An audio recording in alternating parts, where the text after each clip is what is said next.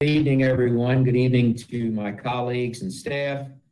We're here this evening for the first of our listening sessions before we get into the public hearing in December. And it gives us an idea to hear from the public on the comprehensive rezoning adventure that we're on here. So we've been working on the Carroll County Master Plan and Freedom Community Plan implementation since about 2018 by updating the zoning code and the zoning maps.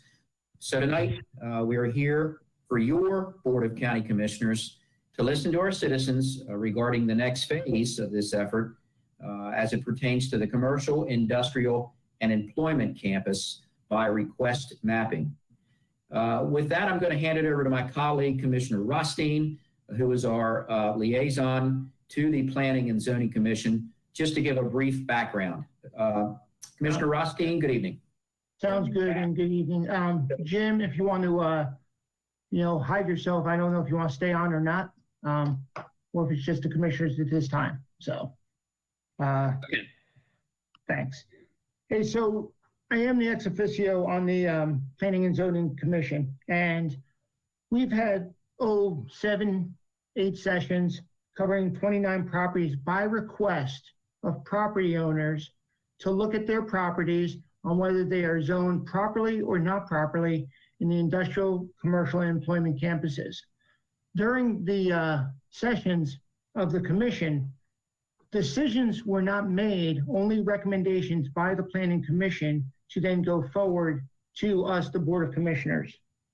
In doing so, they took everything into consideration, to including the great work that our Director of Planning, Linda Eisenberg, and her team did in understanding the request, the properties, how it fits in and conforms to the community, and whether the Planning Commission would then make a suggestion. It would go to the Planning Department would make a recommendation. Then the Planning Commission made a recommendation. And you're going to find that some were different between the two, and then it's going to come to us in final say, the Board of Commissioners. But in doing so, we have a lot of comments on if anybody's watching this, it's a big book. We go to the planning, and there's about 2 of these right now by all the information that we have that we're considering on all these properties, these 29 properties. But this evening, it's a time for you to share your thoughts on where we should go. So after we hear from you this evening, we're going to have, as Commissioner Wance said, a sit down on December 3rd, I believe it is.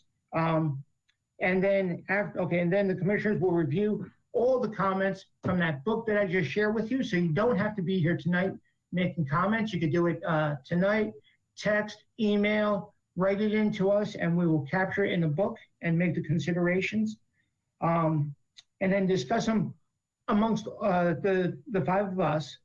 And then the public hearing will be held again December 3rd at 7 p.m. to listen to any additional comments that you have. The intent here is this is not a one-shot deal. If you make it tonight, that's great. If you cannot make it this evening, or you know of somebody who cannot, just share with them the opportunity that this is not a done deal, to get your comments in and allow us to make the best considerations we can and the best information, the best decisions with all the information. This is about quality work and not just quantity and getting it done. So those are some of the steps I just want to share with you. And I think Commissioner Wance, you want to share how this evening's going to go with the public hearing, correct?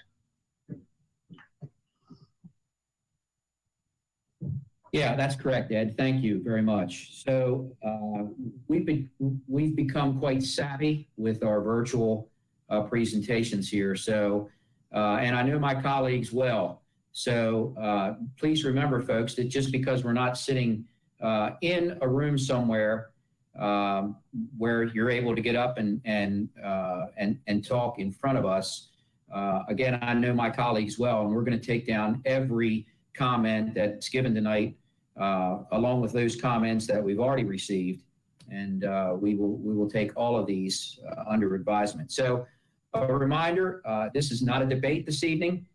We are here to listen to the public, and there will not be any answering of questions. Staff have already, as Commissioner Rothstein showed you, provided full staff reports. The Planning Commission recommendations and the comments received as of October 7th, and actually we've gotten more since then that our planning department has given to us. So further comments are now being collected, and before the hearing, we will take all those under consideration. We've got a lot of citizens that have signed up to speak tonight. As a matter of fact, based upon the number of citizens that have signed up, if you go by the 3-minute that we're going to give everybody, we anticipate if everyone does come on, we could very well be here to at least 11:30, and perhaps midnight. So because of that, we're asking, please, that you use that 3-minute time limit out of respect not only for us, but for all of the other callers that want to come on. This session is to receive your testimony, and again, it's not a question and answer session. The other thing that I'd like to point out, and I'm going to be a little bit blunt about this, we would appreciate if disparaging comments or personal attacks would not occur this evening. Look, let's be clear. We're all pandemic fatigued. We've got a lot on our minds. Everybody's frustrated. But out of respect for everyone that's on here, if you would limit your comments to professionalism so that we can get through this, all of us would certainly truly appreciate that. And we thank you in advance for that.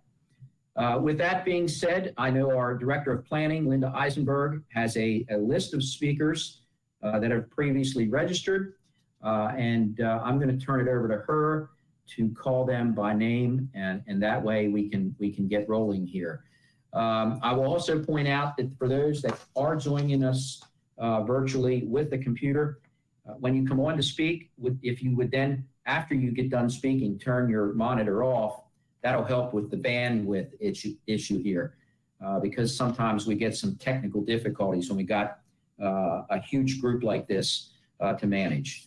Okay, that's enough of setting the stage. So Ms. Eisenberg, our Director of Planning, I will turn it over to you to begin calling out those citizens that wish to speak.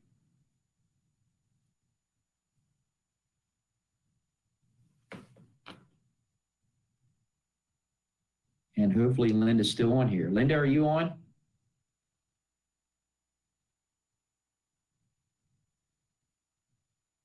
It just shows that she's off for some reason.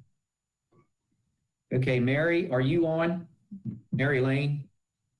I am. I'm working on my camera right now. Okay. Linda has asked me to call the first speaker, which is for I-214-2020-0003, and it is Jim Woods. Hello? Okay. Hello? Hi. Yes, Jim. Just Is it my turn to speak? Jim Wood. This is for Jim Wood. Okay, this is Jim Woods. Yes, sir. You're on. Okay, good evening. I live just south and a wee bit west of the property in question. This property is the Wedekind property at Route 97 at the Patapsco River, for those who are not aware.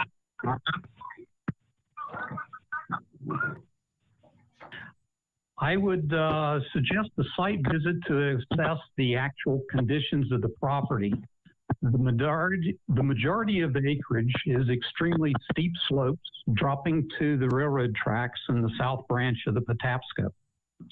The only usable areas are near the northern boundary apex, and these are encroached upon by the business to the north.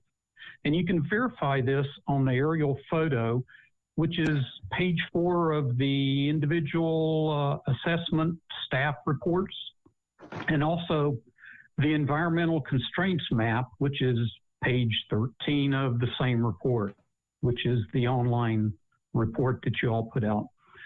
Part of this staff report is a 4-page comprehensive zoning assessment report. And on page 3 of that report, item 9 is the assessment summary. The second sentence states, there are many environmental constraints on this property, making it not ideal for heavy industry development, which is, I believe this is a rezoning going from agricultural to heavy industrial. Within the past year, land clearing, excavation, grading, and the beginnings of concrete foundation have occurred on the northeast corner on the steep hillside above Route 97. Then abruptly, all this activity sort of ceased. So I suspect somebody got the cart before the horse on this. Access to Route 97 is also problematical for this piece of property.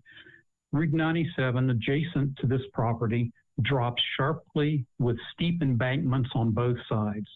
It's a 2-lane road with narrow shoulders and limited sight lines as it approaches the railroad tracks and a river crossing on both sides of the county line. Several years back, a loaded asphalt truck from the adjoining industrial park could not stop in time for a train at this Route 97 crossing. It did not see the backed up traffic until the steep section of the road. It ran up one of the embankments, dumping its load of hot asphalt onto the road and under the first 3 cars waiting for the train. I was driving the 4th car.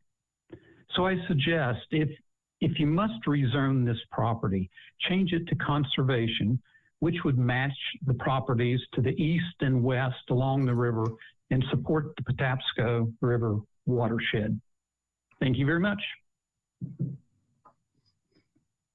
All right, thank you, Mr. Woods. Mary, you're still up. And Mary, if you think I'm would still up, please, yes. just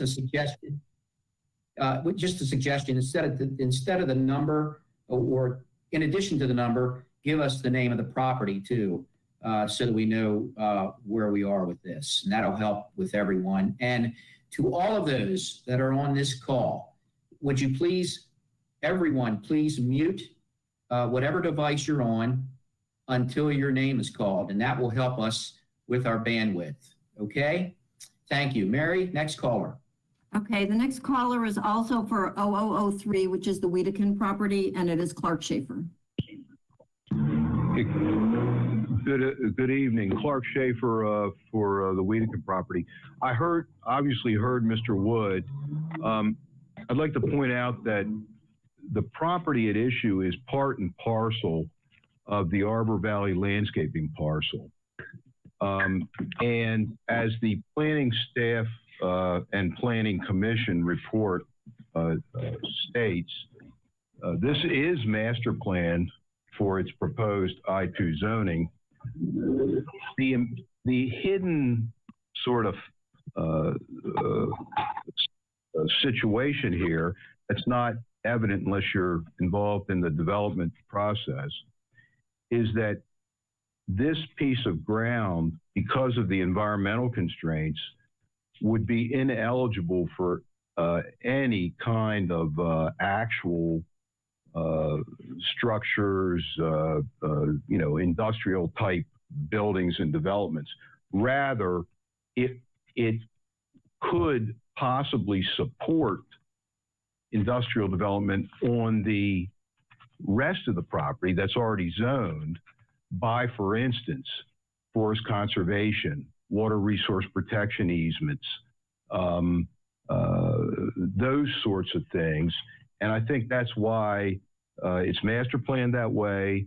And that's why the staff and the planning commission have recommended that it be zoned in that fashion. So in summary, it's not a rezoning that is going to result in an additional industrial development on that piece of ground. Thank you very much. Thank you, Mr. Schaefer. Mary, next.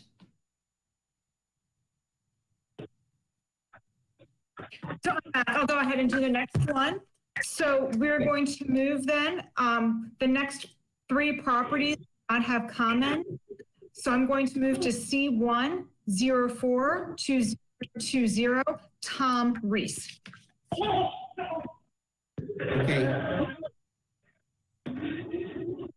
And Linda, that's Playtime Corp is the name of that property?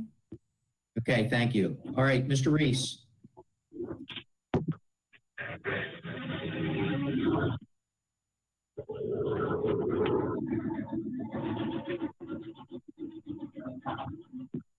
Mr. Reese, are you on here? Tom Reese.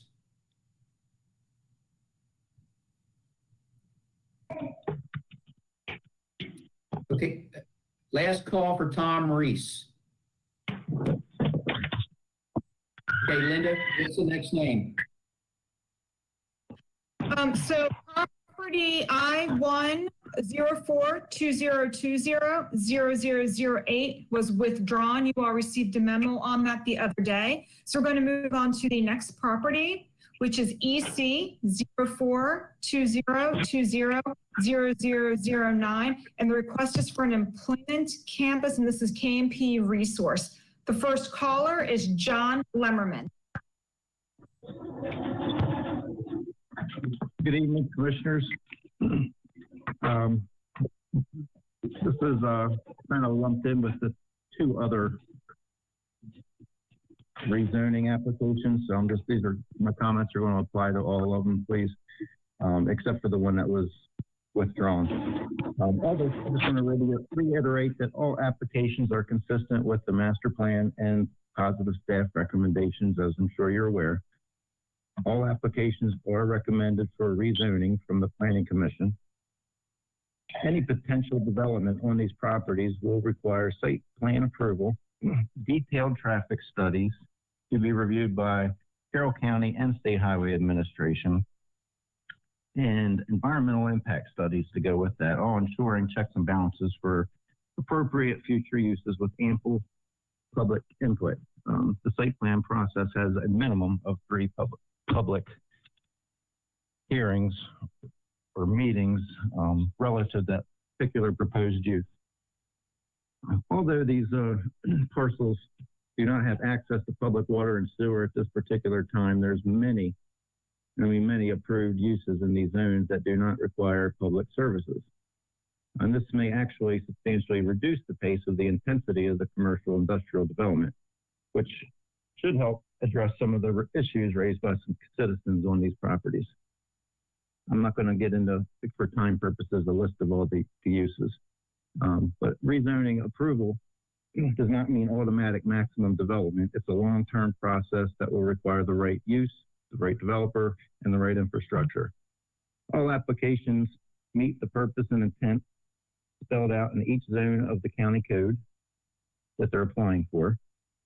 The cost of the infrastructure, I want to reiterate, that is placed on the developer of the properties, not the Carroll County government, not State Highway, and not the taxpayers.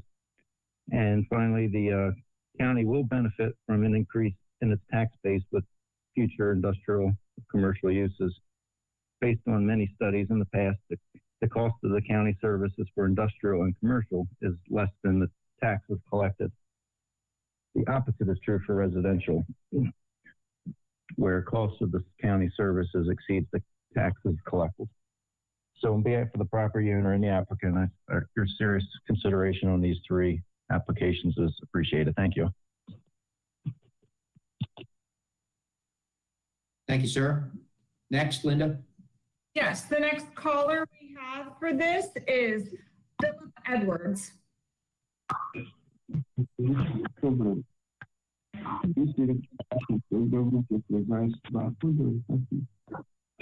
Okay, was that Edwards, Vince Edwards? Is that right, Linda?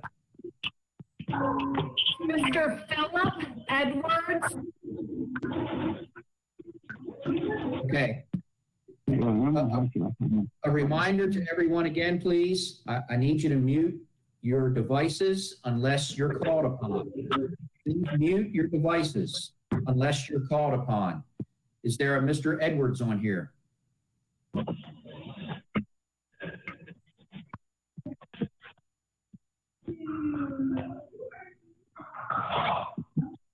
Okay, is there a Mr. Edwards?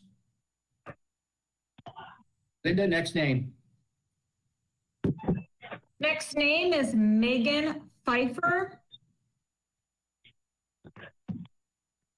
Hello. Hi, my name is Megan Pfeiffer.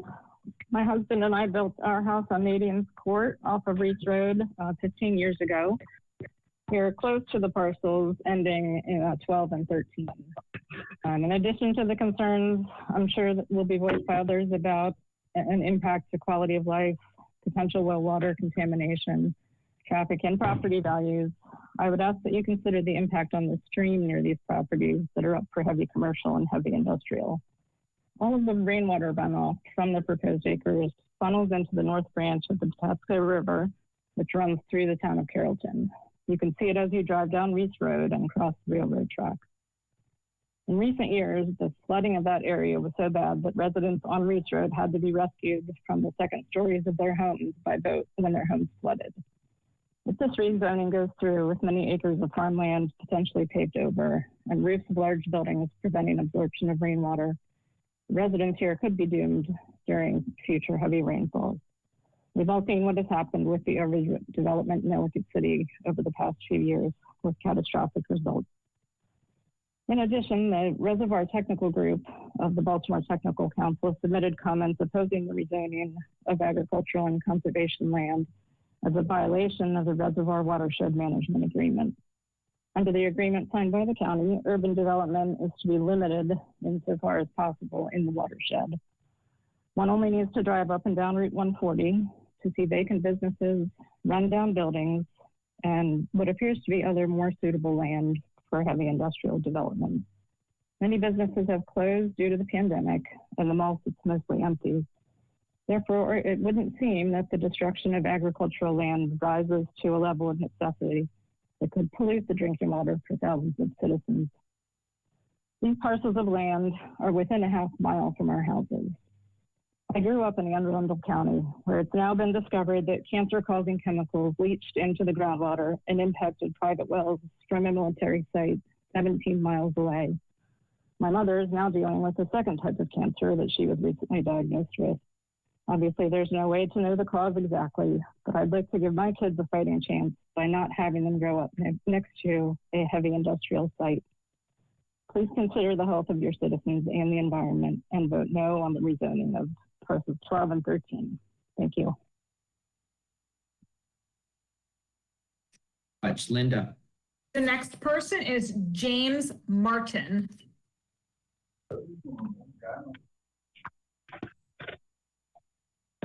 This is James. Mr. Martin, are you on? Yes, I'm here. Can you hear me? Yes, sir. Go ahead. This is in regards to the two parcels up close to Route 140 and Reach Road. Just to let everybody know, I just moved here back in March. I moved here because, one, I'm a disabled combat veteran with PTSD, and this area really spoke to me, and the quietness, the neighbors are very nice here. The views are spectacular. We have deer running through our yard on a daily basis. And I'm afraid that if these areas get rezoned and the land gets mauled over, there's no more trees, and there's nothing there anymore, I'm going to lose all of that, what I came out here for. And like Megan said, you know, who's going to take care of, I know this isn't a question and answer thing. Keep in mind, who's going to take care of our wells that we spend thousands and thousands of dollars to put in and upkeep once they get contaminated? If they get contaminated, who's going to test them? What about the water, you know, going down into Carrollton, down Reach Road, down to our neighbors that live down the hill by the railroad tracks? I personally don't want to have to go rescue them. There's just a lot of things that haven't been taken into consideration. This was a tabletop exercise. As in the military, we call it a sand table, running a mission drill. you can't do that with people's lives. You can't run a tabletop exercise and expect an outcome in your favor, because it's not. It's not going to end well. I think the Planning and Zoning Commission has not done their due diligence and has done any site visits other than driving up and down to put signs up. If they would have seen these sites, they would understand where we are coming from as citizens in this community, that these sites are not meant for what their proposed rezoning is. It's well outside of the growth area.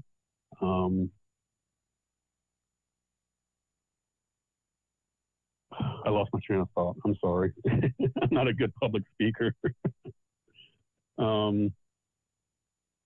Yeah, I really do think that, this commission has just ran a tabletop exercise and thought it looked good on paper, and it in reality, it's not a great plan. That's all I have. Thank you, sir. Linda. Commissioners, I'm going to skip to the next series of properties that are also known as KMP Resource Recovery. So that's C3422020.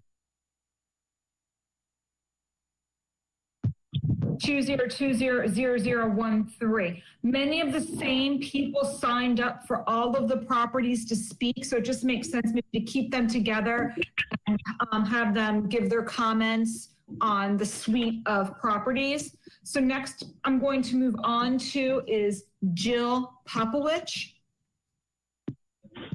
Hey there, can you hear me? Yes. Hello? Yes, we have you, Jill. Go ahead. Okay, great, thank you. Can never really tell. So just to back up a little, all of the properties that have been identified as being eligible for rezoning were done so several years ago as part of the 2014, which is now the 2019 master plan.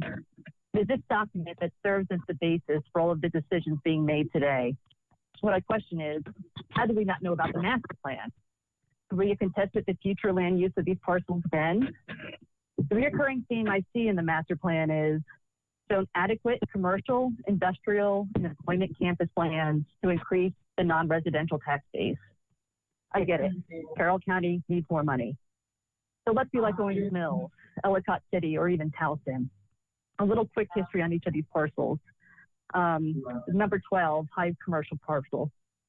Several folks had tried to purchase this property in an effort to restore the historic house, which, by the way, has been torn down by the current owner in an effort to keep the ag alive. They were told by the landowner that unless they were Costco, he wasn't interested. We all have a very serious concern about our own safety if this parcel is developed as commercial. And looking at other local neighborhoods that are backed up to commercials as an example, the crime rate will most certainly increase, traffic will increase, and both light and trash pollution will increase. We're already seeing a lot of trash on Reese because of the landfill. I don't want to live behind Costco or a Walmart. For the number 13 heavy industrial property, this parcel sits behind the commercial zone and can only be accessed through Reese Road, unless granted access by the landfill or the commercial properties just mentioned. It does not have major road access. The owner tried to develop this parcel back in 2008 as residential, but was denied that request as some of the houses would be too close to the landfill. How is it a concern to build a house too close to the landfill, but placing heavy industrial next to residential is not? Neither of these parcels of land have water or sewer running to them.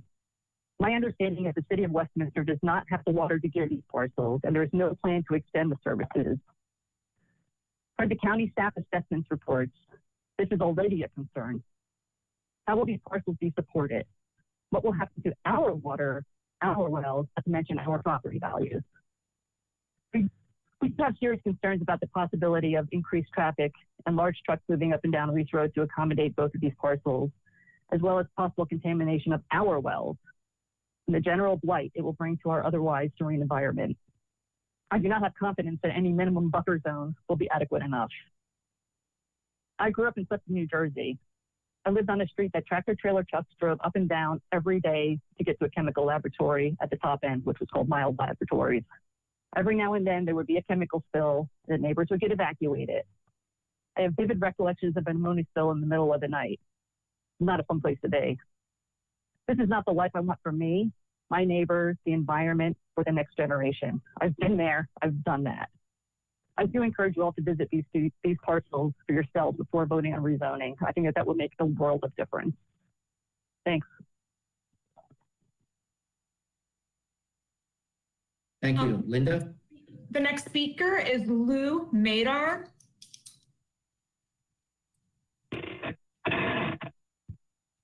Good evening. Can you hear me?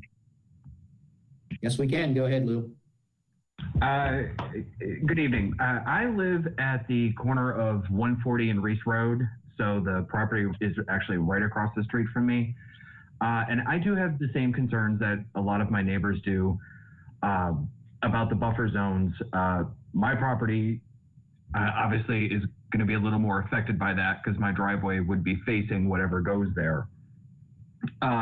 And I have concerns with the traffic, and trying to come out of my driveway now is already next to impossible with 140 right there. And if giant retail buildings go in and tractor trailers, it's just going to get harder and harder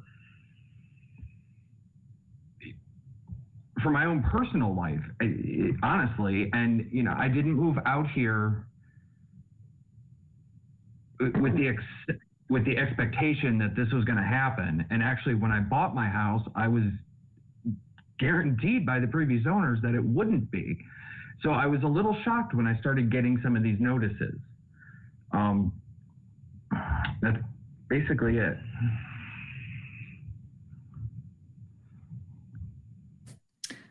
The next speaker, I'm going to call him again, is Philip Edwards. On this parcel though, and I don't know who she is, but somewhere on Nadine Court spoke to the same concerns you had that you brought up. Philip Edwards, and whoever is speaking, if they can mute Philip Edwards. Okay, I'm gonna skip him and go to the next person then. Shonda Kane.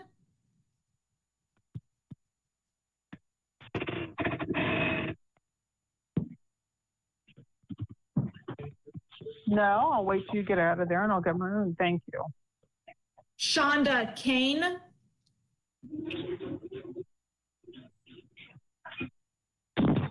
Okay, I'm going to go down the list. Is Shonda Kane there?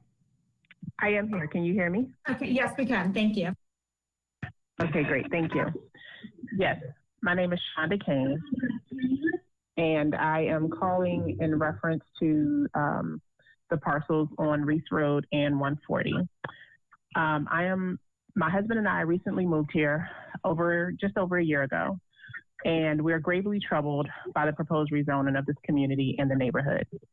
As of August 28th, when I emailed the commission our first complaint, we had received no notification informing us of this plan. During the 2018 and 2019 comprehensive zoning design hearings, the county planning director, Ms. Eisenberg, told the public that all adjoining property owners would be informed of zoning requests before they were approved. As of the date of the 28th, none of my neighbors or I had been notified, and this goes directly against the message conveyed by Ms. Eisenberg. Additionally, signs had not been posted to notify the community of the requested rezoning. There had been no attempt to notify the community, which would have certainly led the community to voice concerns, questions, and to send opposition to the proposed rezoning. Additionally, during the July 21st hearing, the county planning staff indicated that all of the information regarding the request was readily available on the county website. We located the planning department summer 2020 newsletter, but still could not locate the request. Ultimately, one of our neighbors, Andy Dodge, emailed the planning department, and they emailed him the documents, which he then shared with the community. This should also be noted that the Carroll County rezoning website was out of date.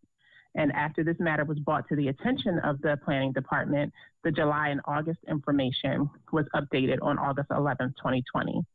Let us also take note that this update was well after the July and the August meeting had already taken place.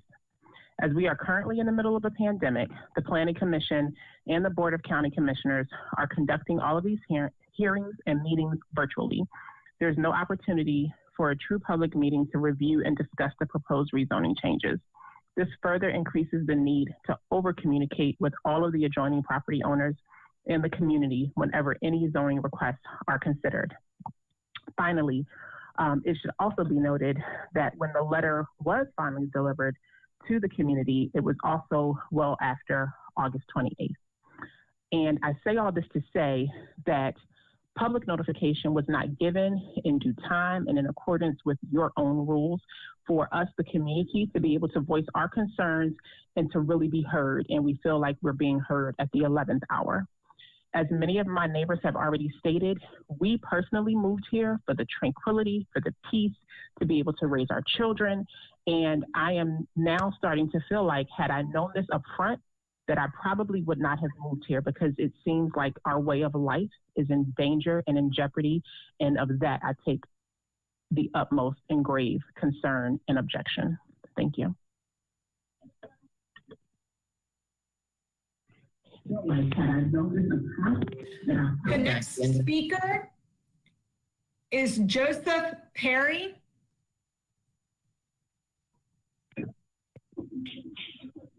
Can you hear me?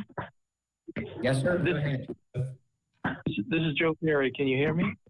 Yes. Go ahead. Go, Joe. Go, Joe. Okay. My remarks pertain to parcels C304-2020-012 and I204-2020-0013. These are currently considered for to be rezoned industrial, and all the residents in my neighborhood will be severely impacted by the proposed rezoning. Carroll County has been a signatory to the Reservoir Watershed Management Agreement and has been an active supporter of the resulting reservoir management program for the past 40 years. The Reservoir Technical Group expressed concern during the development of the 2014 Carroll County Master Plan regarding the conversion of agricultural and conservation land uses to more intensive uses. It appears that this issue has now reached the point of rezoning various properties to land uses that are potentially damaging to the water quality of the reservoir watershed tributaries and eventually to the drinking water reservoirs themselves. All signatories to the reservoir agreement have agreed to maintain the extent of conservation and agricultural zoning and to limit additional urban development zoning in the reservoir watershed. In accordance with the reservoir agreement and action strategy, land currently zoned as agriculture and resource conservation should not be rezoned. As a signatory to the reservoir agreement, it is of utmost importance for the county to fulfill its commitment to the agreement to provide stewardship of the reservoir watersheds without deviation from its obligation.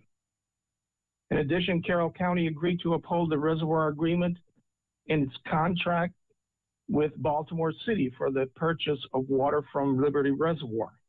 Protecting the drinking water for the citizens in the Baltimore metropolitan area is a critical responsibility that Carroll County and all members of the reservoir program must continue to uphold. Based upon information available on Carroll County website, if all the properties deemed favorable by the Carroll County Planning Department were rezoned as requested within reservoir watersheds, 442 acres of land currently zoned agricultural would be rezoned to more intensive categories of employment campus, commercial medium density, commercial high density, light industrial district, heavy industrial district, This is a great concern to the Reservoir Technical Group. I was originally attracted to my neighborhood for its bucolic scenery and quiet environment. Reese Road, the only access to these parcels, is a narrow country road that accommodates limited local traffic. This area is home to a large variety of wildlife. The residents receive water from wells. If the parcels become industrial, Reese Road would have to be widened to accommodate the increased traffic.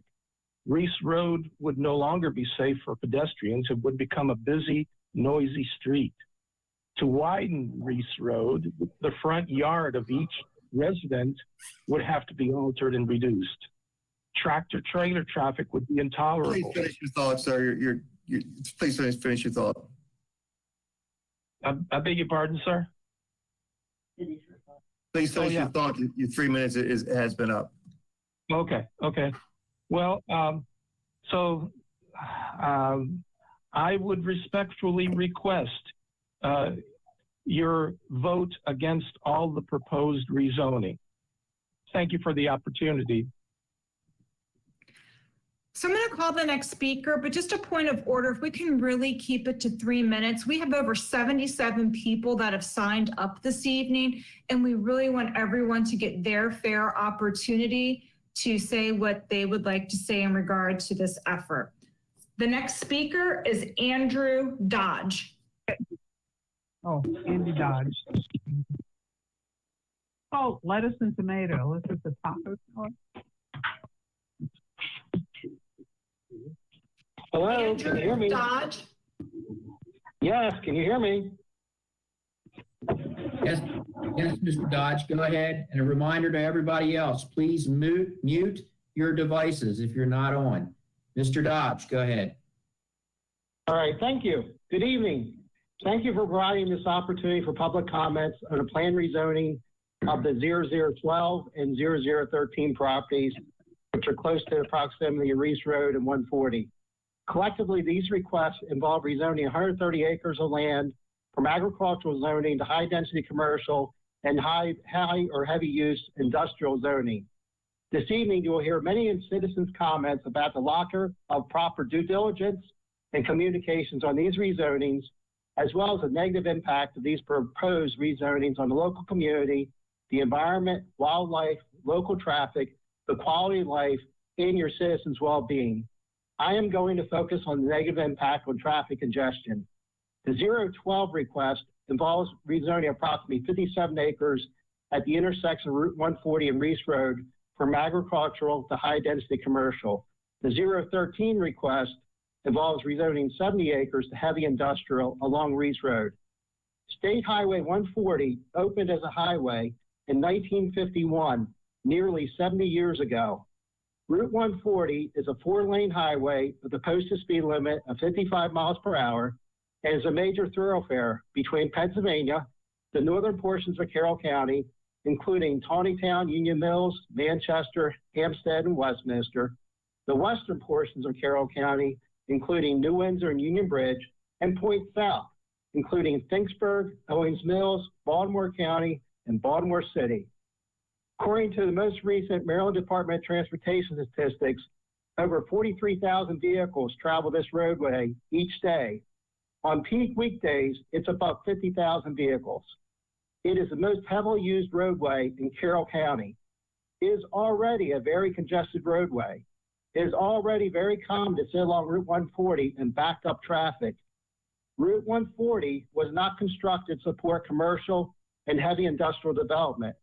There are not any Maryland Department of Transportation plans to improve Route 140 during the 3-year, the 10-year, and the 20-year plans. Approximately 7 years ago, the traffic intersection at Reese Road and Route 140 was changed to limit vehicles entering and leaving the roadway because of the congestion and also the accidents along this pathway.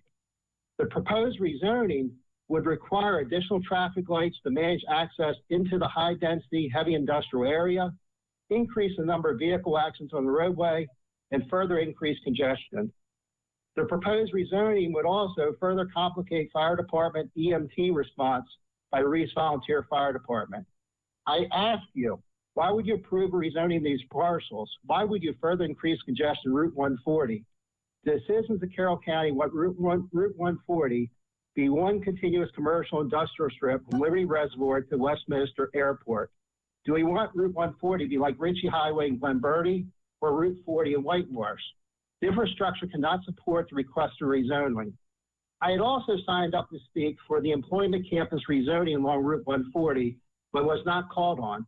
It is property request EC-04-2020-2009. My comments also apply to this property. I hope that all of you give all of our comments very serious consideration and vote against these rezonings. If approved, these rezonings will result in significant negative impacts on the surrounding community, the So environment. your 3 minutes is up. If you could finish your comments, I'd appreciate it. Yeah, I would love to complete my comment. So if approved, these rezonings will result in significant negative impacts on the surrounding community environment and all Carroll County residents who use Route 140. Thank you. Okay, thanks, Mr. Dodge. And I know you missed the last chance, so that's why we were giving you some extra time there. All right, Linda. The next speaker is Russell Baker.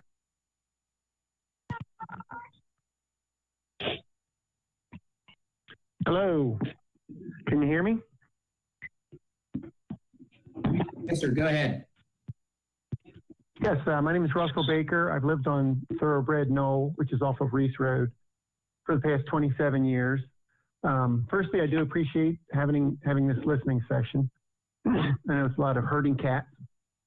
As of about 4 p.m. today, we have 717 people who've signed a petition to stop the rezoning. People don't want this, and I'll make sure I send the information to the commission. Aside from the many issues I have with this particular rezoning, I have with the overall process. On September 2nd, a lot of these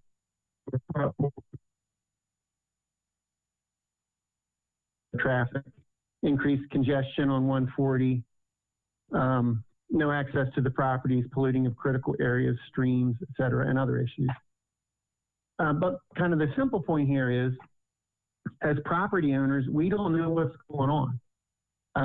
We're told the zoning is being reviewed, but when we ask questions about, well, what's the intended purpose, we're told that's beyond the scope of the meeting.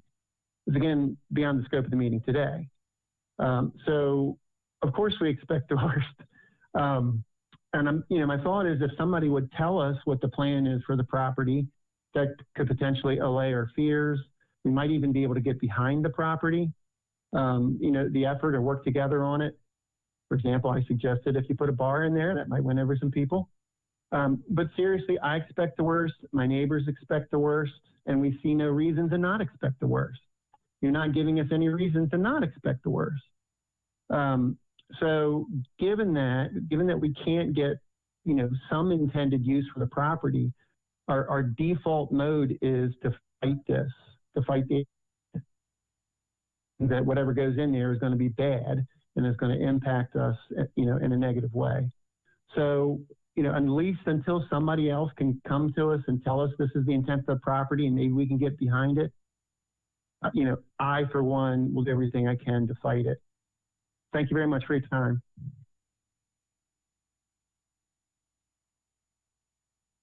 The next person is Brooks Leahy. Hello, can you hear me? Go ahead, Brooks. Thank you. I'll talk about both 0013, which is the I-2, and 0012, which is the C3. In both situations, these proposed rezonings are in fact consistent with the master plan.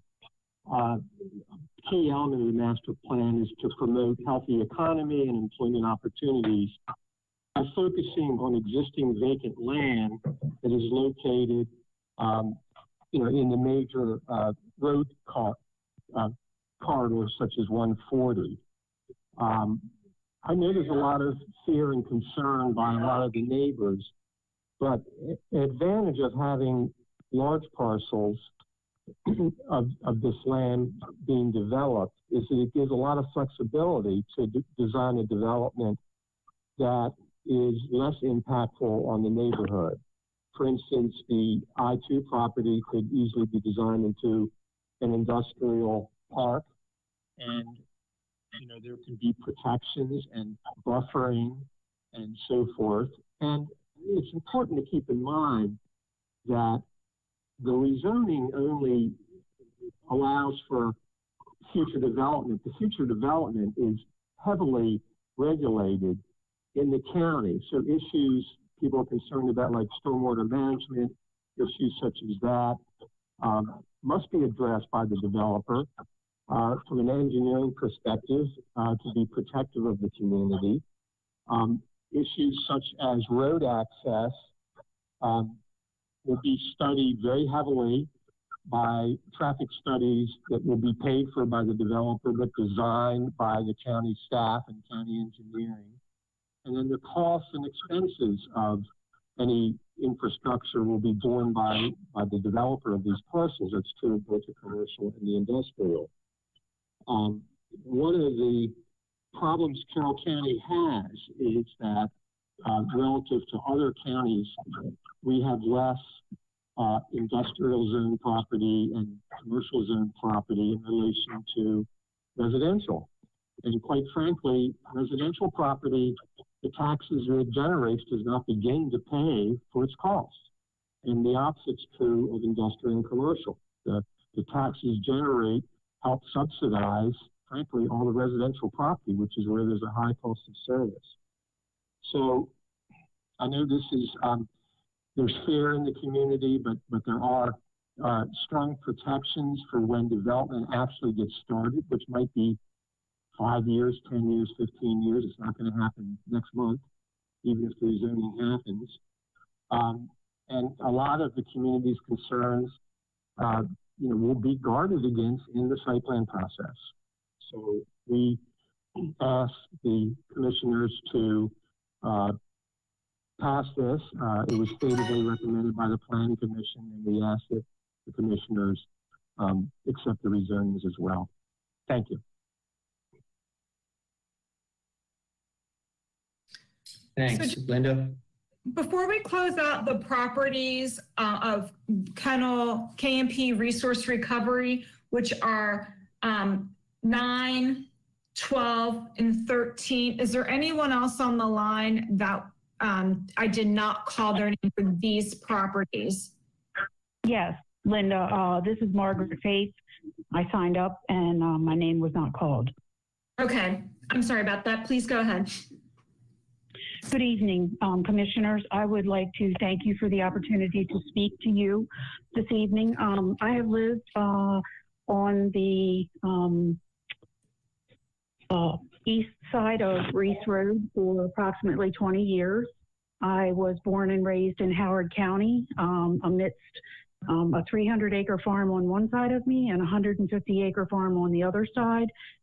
Today, those properties have been developed, and as well as most of Howard County. Anyone that has lived in Carroll County is pretty much aware of the issues that Howard County incurred with overdevelopment in Ellicott City. And just in response to Mr. Baker's comments, all of those things happened in Howard County. They had site plans drawn up, they had engineers, everything was supposed to be fine. And overdevelopment is absolutely what caused the flooding in recent years in Ellicott City. As a young adult, I remember many floods that occurred in Ellicott City that came from the river up, which they were naturally occurring. These floods in most recent years, which I, as a firefighter with Howard County, was called in to help evacuate and rescue people. Those floods did not occur from the river up. They occurred from Frederick Road down into Main Street, Ellicott City. My comments about Ellicott City is I moved away from Howard County a number of years ago because of the overdevelopment there. I've lived in Carroll County almost all of my adult life. And as I said, I've lived here almost 20 years. It's a very nice setting. I love Carroll County because there's a nice mix of residential farms and commercial properties, which we all know we need. But in a time when there has been so much uncertainty and so many companies going out of business as a result of this pandemic, I really question, do we need to vote in favor of these proposed rezonings on these properties at Reese Road and 140? I agree with all of my neighbors. I would like to comment that I do have a well. I front Reese Road, so I would directly be impacted. And I feel very, very strongly against this. There are multiple properties up and down the 140 corridor that have been vacant and have sat vacant for a number of years. So why do we need to disturb more earth? These parcels have been farmed for all of the time that I have lived here for 20 years, which I feel that's still an important part of our economy as well. And I feel the farmers should be allowed to continue to farm this. I am very concerned about the watershed area, and I'm very concerned about what possible rezoning to heavy industrial and commercial could do to our wells. Everybody in this area has wells. We don't have public water and sewer. I don't think at this point in time we need to disturb any more earth in Carroll County. I won't take up any more of your time. I appreciate being able to speak. One other thing I would like to quickly say is I do definitely know that we were not informed before the July hearing. I only heard about any of this when my neighbor, Andy Dodge, knocked on my door and explained everything that was going on. When I purchased this property, I went to the county office complex and inquired and was told that it was zoned agricultural and some of it was in conservative. So I was told that that's what it would be. You're up against your time. Okay, thank you so much. Linda.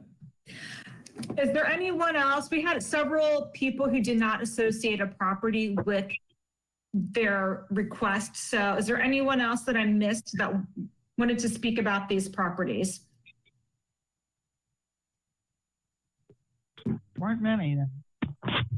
Okay, so now I'm going to move on to C20420200010, and this is Tevis property, and I have Brooks Leahy.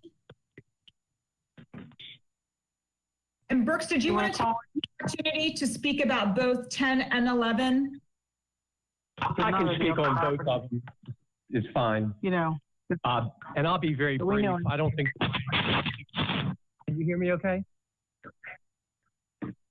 Can you hear me okay? We've got your books. A reminder, everybody else, if you're not speaking, mute your device. Please mute your I'll be very device. brief. I don't think these rezonings are controversial. I think they've been supported, and I think the record's clear that they're appropriate. The Tevis is a very small piece that has an existing billboard that's been on there for 40 years, and they're simply having the zoning changed to C2 to conform with its use. And then there's a small piece of the adjoining Shell station, Jiffy Mart station, excuse me, it had been a Shell, and it's just adding some additional business zoning to a small piece of that was residential that could never be used as residential. So I would ask that both these rezonings be supported. And I can answer questions if anyone has them. Otherwise, I'm finished.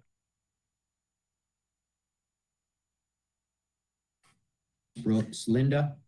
Yes, the next property is C20920200014, Clark Schaefer. Yeah, good evening, Clark Schaefer. I can hear people talk. Clark Schaefer. Our firm represents 4 or 5, or at least I do. Kelly represents others. So and my comments relate to the Laney and the Marcia Henley property, the MAD property, which Linda just called out, the Fogel property on Obrecht Road, the Laney property on Salem Bottom, and really the Graff property on Limeboro. Now, of those 4 properties, they share the common characteristic that all of them have long-standing non-conforming uses on them. And I think the questions I'd ask you to ask yourselves with regard to these properties are, first, is the master plan correct in zoning these properties either agricultural or conservation? And the next question, of course, is why would the master plan look at a property like these, which for decades have been used for an industrial or commercial purpose, and place it in a zoning category that does not allow that use? And furthermore, under planning principles and legal decisions, try to basically eliminate this use over time. Saying that don't worry, these are non-conforming uses is not the solution. Non-conforming status severely limits these properties, discourages reinvestment, and it leads to their eventual elimination. The next question I'd ask you to ask is,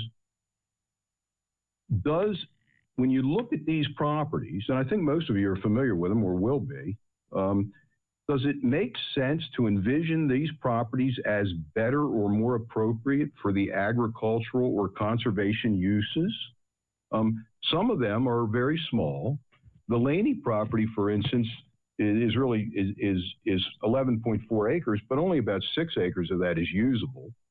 And there are enough environmental constraints on that property that it will never be used for most of the I2 uses it's applied for. The same thing applies to the Fogel property.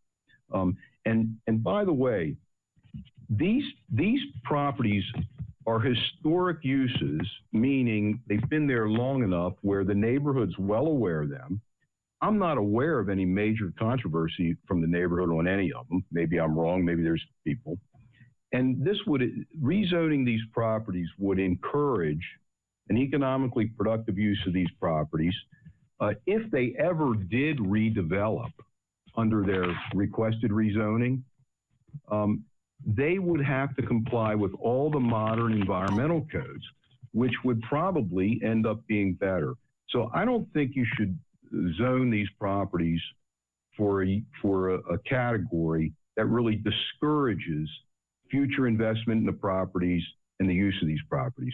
They're economically productive and they're appropriate. And I'd ask you to please take that into consideration. Thank you.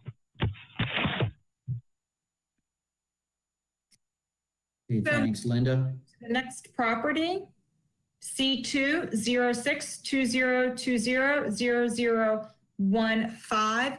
This is Mary Jane Graff. And the first speaker is Joan Montgomery.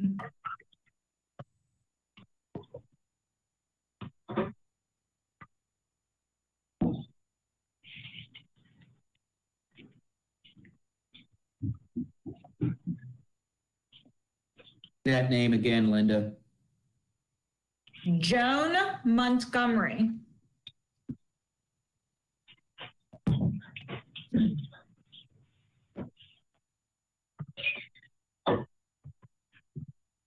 Okay. Let's move on. Another name. I do not have a last name. I just have a first name, Marcia.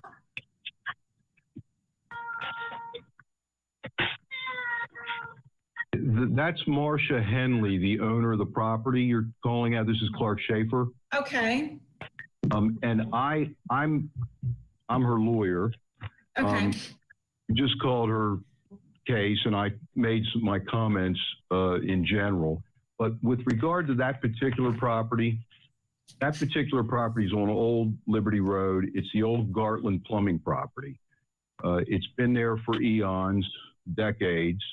It's a fairly small property. It's recommended by the master plan as ag. It has a favorable planning commission recommendation to go to C2.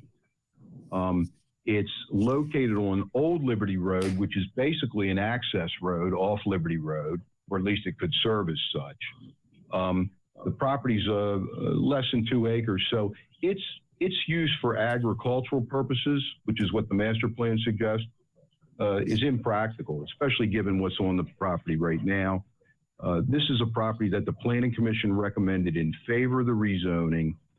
This is a property that would potentially provide for a commercial use in the future that would serve an underserved area of the county. That is the Taylorsville area, underserved with commercial. So that one we submit should be favorably rezoned to C2. To envision it being used for agricultural purposes in the future, it just doesn't make sense. And I think that's what the Planning Commission, partly what the Planning Commission found. Thank you. Okay, so going back to the Mary Jane Graff property, C2 0620200015, Chad Becker. Linda, that one's mine too, although Chad may be on the line because he's Miss Graff's grandson. Okay. So Clark, yes. Clark, with all due respect, we've heard from you. If he's on, let's hear from him. I can't tell my, okay, fine. Chad Becker? Yes, I'm on. I don't have any additional comments. Just to echo what our attorney, Mr. Schaefer, said, we are also in a very unrecognized part of the county over here in Lineborough with very little commercial use.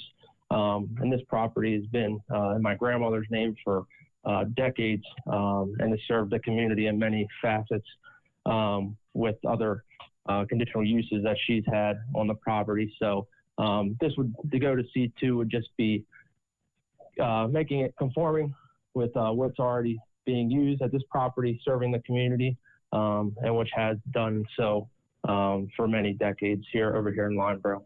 So that's all. Thank you.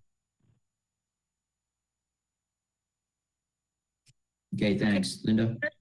Moving on to the next property, I-10520200016.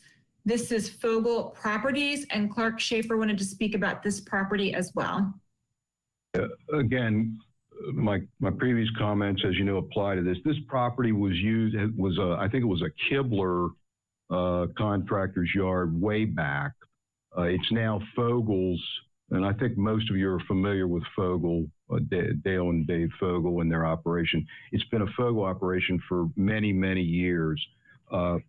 This is one that the Planning Commission didn't recommend in favor of, but we obviously disagree with that. This is a long-standing use. It's suggested that it be zoned C conservation. But once again, if you look at the property, you need to ask yourself, what C uses would make sense on this?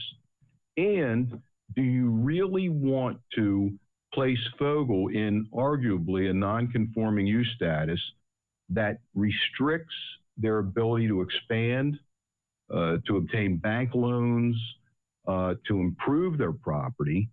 Or do you want to zone them for a category where maybe sometime in the future they would do a site plan where they would make a major reinvestment in that property and comply with all the modern environmental standards? The Fogels, I don't think you'll hear much neighborhood opposition on that one. We do have a Sykesville Planning Commission statement, don't do it because it's not consistent with the master plan, but no real reasoning.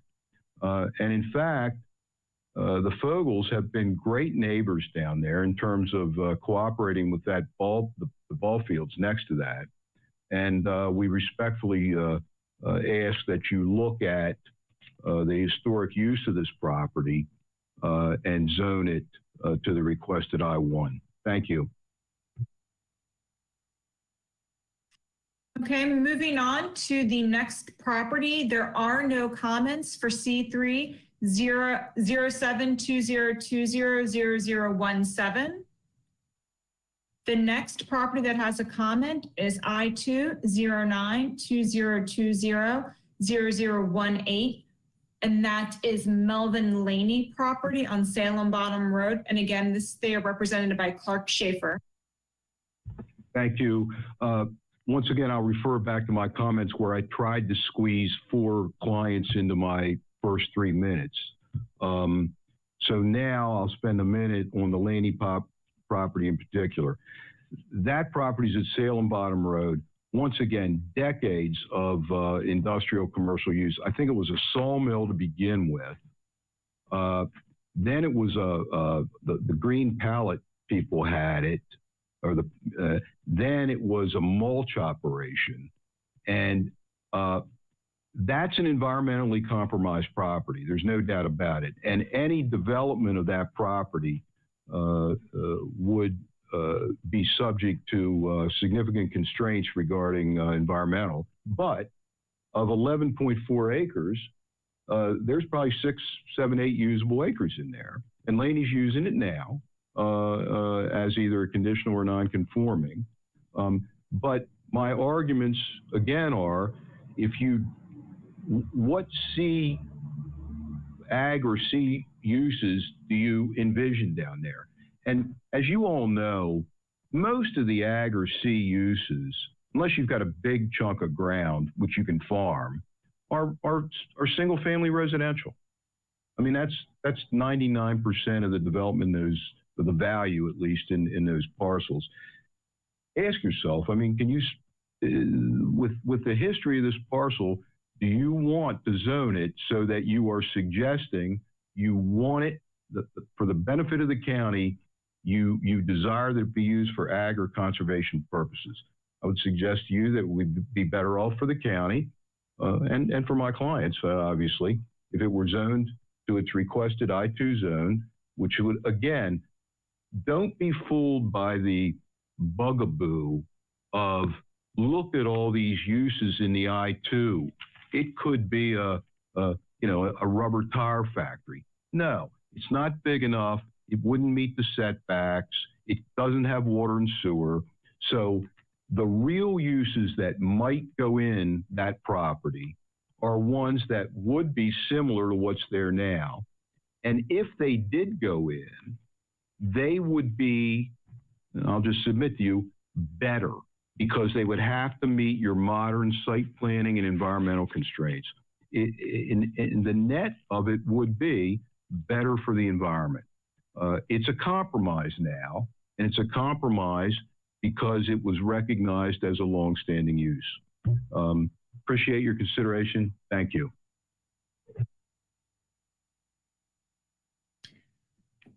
Okay, moving on to the next property, C2 0420200019. This is Gems Investment LLC, Old Westminster Pike in Finksburg.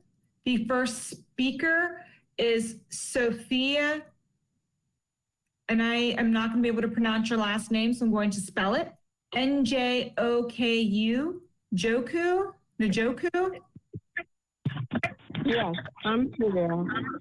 Good evening, Commissioner. My concern, actually, we have lived in this property for over 15 years now, and when we bought the house or bought the land and built the house, we were told that there would not be any development around here because Baltimore City.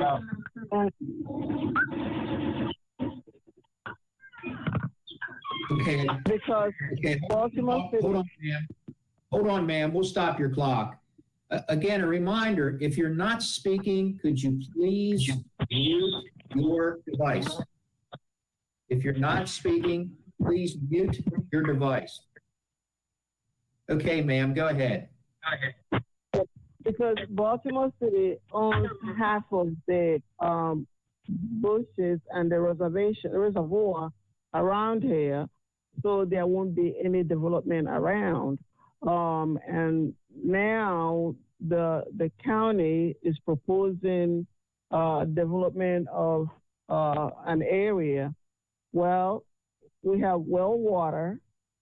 The noise on 140 is already much. On Old Westminster Pike, right in front of our development, it's usually a lot of trash out there. So to increase the traffic of whatever they are trying to use the lot for, first we'll devalue our house, and then increase traffic, and whatever else pollution that will be produced out of there. And the contamination of the water, I understand that the land was an old mine land, so I don't know what the effect of that will be eventually. Thank you. Okay, thanks. Linda? The next speaker is Sophia Anufora. Name. Oh, okay. You had two different names. Okay, I'm going to move on to a new person. Matt Rice. Thanks. Myself, along with our entire neighborhood, have strong reservations about the potential development of this land adjacent to our quiet neighborhood. There are many reasons for our concerns, most notably the following. First of all, our concern, environmental impact. This land is primarily on a downward slope and is less than 1/4 mile from the Liberty Reservoir and Baltimore County. And so to speak, the city of Baltimore as well, since the water is owned by the city. A stream is located on the property that flows into the reservoir. On days like today, when it rains a lot, all of this water flows downhill and right into the reservoir. With the business development being made, this is a clear worry of ours.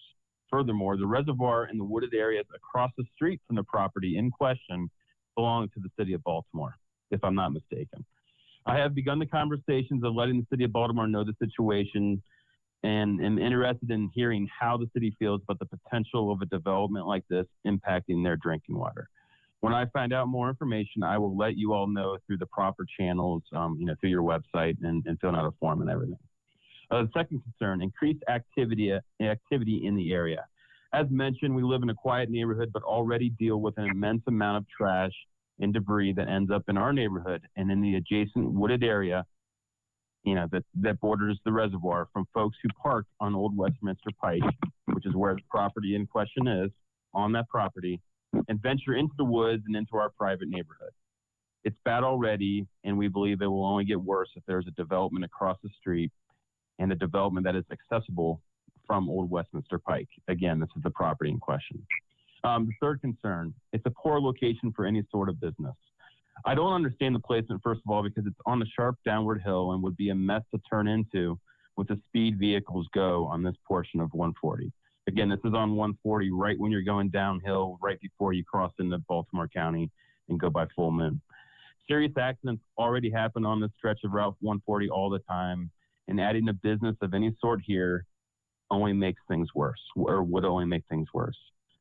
This was not approved in a previous venture in 1968 from the research that I did, and I don't see why this would be approved now with the environment protections being such an issue in the 21st century. I moved to this county because of its land appeal and environmental appeal. Let's try to keep it that way. Thanks for your time, everybody. Thank you. Linda? The next speaker is Kelly Schaefer. Good evening, commissioners. Thank you for being here this evening. I represent the owners of this property, Gems Investment. This property is located, it is the last privately owned property before you get to the reservoir, but it is not the last piece of property before you reach the reservoir. I do want to point that out because in one of the maps that's included in the staff report, the blue color is used to indicate city ownership, but it kind of looks like water, and that's not actually the case if you truly look at the relationship of this property to the reservoir. The total property is about 7.8 acres. We have amended the request to include approximately 5 acres of the property to be part of this rezoning. And that was done after Planning Commission comments and a consideration of looking at the surrounding zoning. When you look at our amended request, the zoning line matches the C2 zoning across Route 140. This request was made after an analysis of the highest and best use of the property, but also practically considering the surrounding uses. As you're all well aware, the entire corridor along 140 up to this property is zoned C2, and likewise directly across the street is zoned C2. This property is within the Finksburg designated growth area. There are significant site constraints here. So I do want to be clear. We've applied for the comprehensive rezoning portion, but any development that were to actually occur on the site would need to go through a site plan process. And any environmental concerns would have to be handled as part of that site development process. So if they were not able to be met, the site would not develop, even if it was zoned for a commercial use. So just to clarify that, there was also a mention that, the county initiated this, and I just want to be clear, the county did this. This was the owners initiated this request. This has always been a privately owned property. This was not a property that recently, switched from the city of Baltimore or the county to a private owner. There are several, pieces of support for this in the master plan, but I'll save those for the public hearing. I just wanted to, make a distinction between the site plan process and the comprehensive plan process. We understand that there might be challenges that one would face through the site plan process, but in looking at this property from a comprehensive perspective, we believe it is appropriate, this portion of it that said, for the C2 zone. So we would ask you to look at those factors. Thank you. Those were all the speakers that I have for this particular property. The next property is C2 03-2020-0020. This is 97 Crabhouse LLC, or Marilyn Mallet. And the first speaker that I have is Kathy Lowe. Hello. Kathy, is this Kathy? Go ahead. No, can you hear me? Yes, ma'am. We called Kathy. Say the name again, Linda. Kathy Lowe. I'm sorry, but I was actually wanting to talk about the other property. And like for the other ones, you asked, is there any other that you didn't send that same opportunity? Okay, I apologize. What property did you wish to speak about? 0019? Yes, the 0019 that ends in If you can tell us your name, please. Yes, my name is Lisa Hankerson, and I'm also a resident here in the Lakewood Manor community. And I just want to make 3 different points, kind of buttress what has already been said. First of all, the property is currently zoned for conservation. It's not, although the rest of that area may be in a C2 posture, that particular property is not. Secondly, we already have enough traffic. We all know when you come down 140 heading toward that Blue Moon Cafe, all it takes is one fender bender and it shuts down the property for hours. I've at some point not gotten home 3-4 hours later. So that's a concern. The traffic and the impact to the environment. I think that's important to realize that they want to minimize the distance that we are from the reservoir, but the fact that the reservoir provides the impact to the environment would be significant. So I think that you guys need to take that in consideration. And it wasn't just as late as 1960, it was in 2013 that they also brought this up with regard to the zoning for this particular area, or this particular parcel of property, and it was to remain as conservation. Thank you.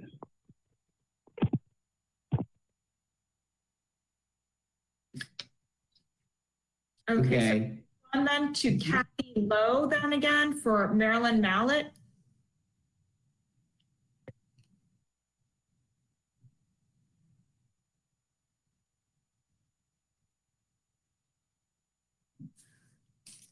Okay, I'm going to move on then, and Kelly Schaefer is representing this property as well.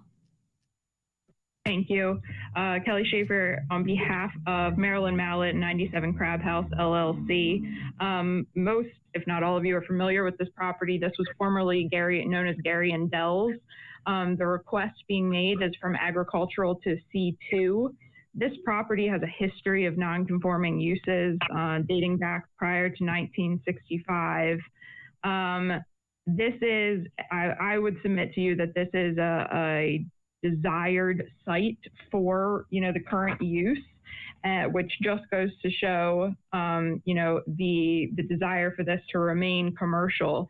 This site is in proximity to other similar uses. If you look at a county zoning map, and this was part of the presentation that was made to Planning Commission, is that approximately 0.7 miles south on 97 is another property that is zoned C2, and then approximately 1.1 miles south on 97 are two other properties that are zoned C2. So it's not unusual, I would say to you, in this area to have some commercial zoning amidst agricultural zoning. Again, there's a really big difference here between this comprehensive process and any site plan process that would have to occur if this property redeveloped. The use can stay there as it is now, but if it ever redeveloped, the owners would truly be able to invest in the property if the zoning legalized the use. This is not, within the planned water and sewer service area. It is served by private facilities, and this property is too small to return to an ag use. So I truly think, again, going back to Clark's points that he made during some of his comments, if you look at what is appropriate here and what would actually develop on this site, I would say to you that C2 is an appropriate zone for this. Along with, master plan support that was cited to Planning Commission and will be cited during the public hearing. So we would ask you to take that in consideration when you take a look at this property. Thank you. Okay, the next two properties, 0021 and 0022, have no commenters for this evening. The next property is I2 1120200023, Dan Finch, and this is for Finch Services on Medford Road between New Windsor Road and Old New Windsor Pike. Yes, thank you, commissioners, for your time. You hear me okay? Yes, sir. Go ahead. The commissioners and the planning commission's adopted plan requested help to add usable industrial lands to the master plan. Our property fits perfectly with the industrial Route 31 corridor. In addition, it will increase tax bases for Carroll County. We don't have an industrial giant ready to buy this property. We're simply trying to protect the land for future business opportunities in Carroll County. The topography doesn't allow for a giant facility to be put there. It may not even be sold for heavy industrial I2 use. Of course, objections have been raised by some locals. A high plateau with hills, slopes, and forest around it best describes this land, and the best place to put a building would be the top center of the property according to the grading plan. From that view, you cannot see anyone's house who has presently written objections, at least that I have seen thus far. Their views are blocked by hills, woods, hedgerows with very large trees mixed in, and more can be added later to protect any unsightliness. Most houses in view of where a building would be placed according to the grading study are actually miles away. Traffic safety is another objection. If this is a traffic safety issue, you would have to consider every intersection on Route 31. Only approximately 150 yards of Medford Road comes into play here.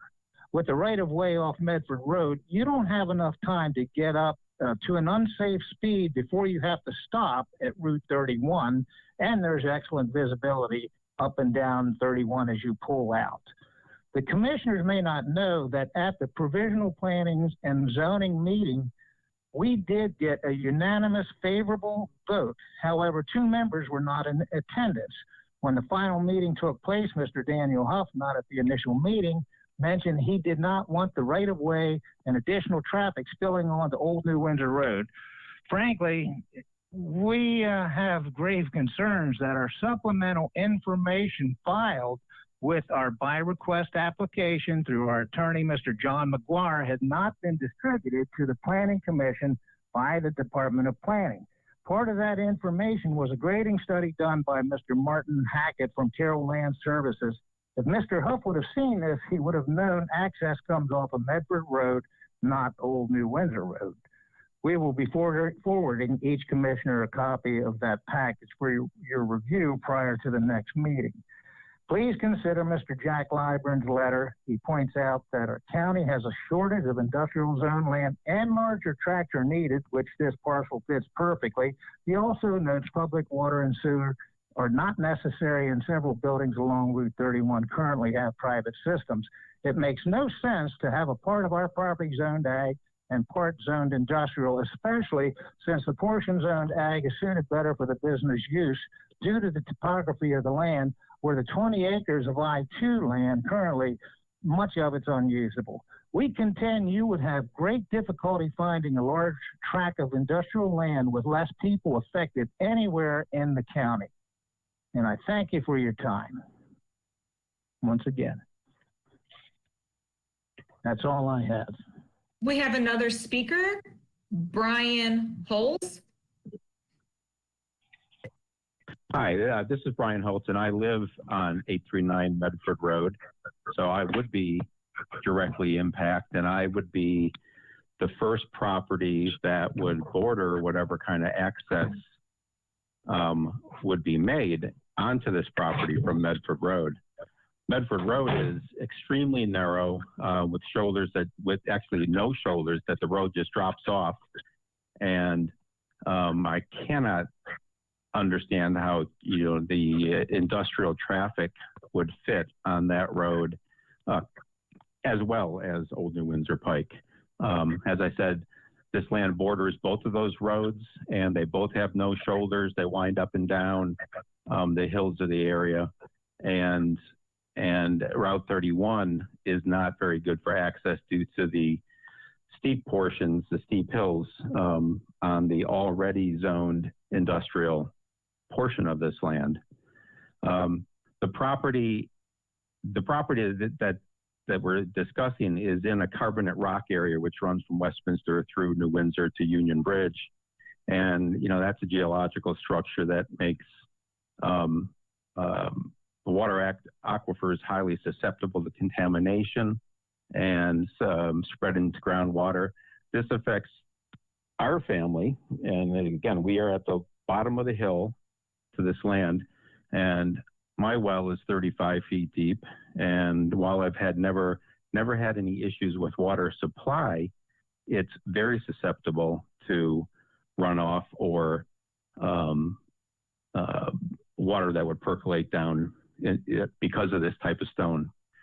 The property is also surrounded on 3 sides by land that the taxpayers have paid to put into land preservation. This land is also in the Pipe Creek Legacy area, which was sponsored by the commissioners of Carroll County, protecting this water supply that I just discussed and the Monocacy River watershed.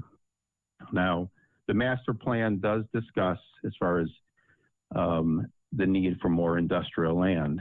They also, and I can paraphrase, in undeveloped areas, preserving the county's rural character, the plan encourages preservation of the existing rural and suburban development patterns with extension of mixed-use zoning only where it's appropriate. And I would say that the current zoning of the property along 31 being industrial, and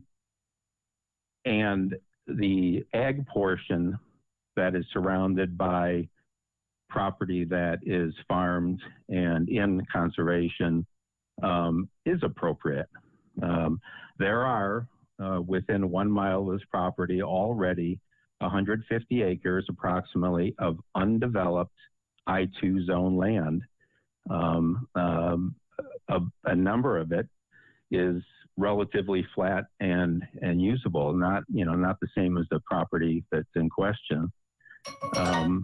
I would agree with the unfavorable recommendation from the zoning staff and hope that this zoning change request is turned down and that we preserve the feel, the character, and the safety for the coming years for those who live in this area. Thanks much.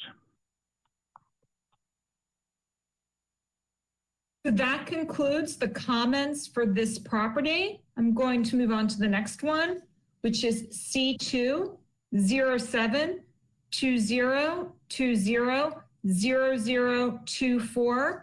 And the first person is Mr. Kiker, Ronald Kiker. Called my name and I never got to speak.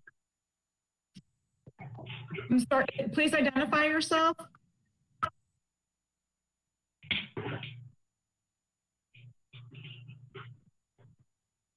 Linda, this is Kathy Lowe. You called my name and I never got to speak. Someone interrupted me. I apologize. What property? Let me go back. We're talking about the Maryland Mallet. Maryland Mallet, C203200020. Okay, Ms. Lowe. Thank you. The property owners who own the adjoining property to the south, west, and north of the property known as the Maryland Mallet oppose changing the zoning of this property to commercial C2. We do not think rezoning the parcel is necessary for good idea for our neighborhood. The restaurant has operated at this location for well over 30 years under its current zoning of agriculture with a non-conforming variance. We see no reason to change this zoning to commercial C2 as that designation would allow for a wide variety of businesses such as a communications tower, automobile service center, fuel station, contractor's office, car wash, self-service storage facility, and facility for dispensing medical cannabis. These types of businesses would adversely affect our quality of life, enjoyment of our farm, and property value. Both the current owners of the Mallet and previous owners have approached us to buy some of our land to enlarge the restaurant's parking lot. This demonstrates that future expansion is not feasible as the restaurant does not have enough parking to meet its current needs. It's our understanding that Carroll County is looking to discourage commercial development in the Route 97 North Corridor to keep Route 97 from becoming another Route 140. This is a neighborhood of single-family homes that already must contend with a busy, dangerous road. Please do not rezone the properties to commercial, as this would result in even more traffic and noise in our neighborhood. Sincerely, Kathy and Steve Lowe. Thank you. Okay, thank you, Ms. Lowe. I'm going to go back to property C2 0720200024. Ronald Kiker. And this property is located at the intersection of Maryland 97 and 32, just south of Westminster.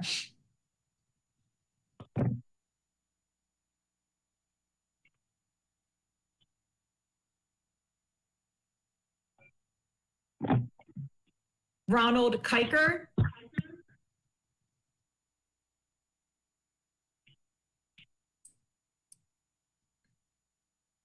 Okay, on and move on to the next name, John Backus.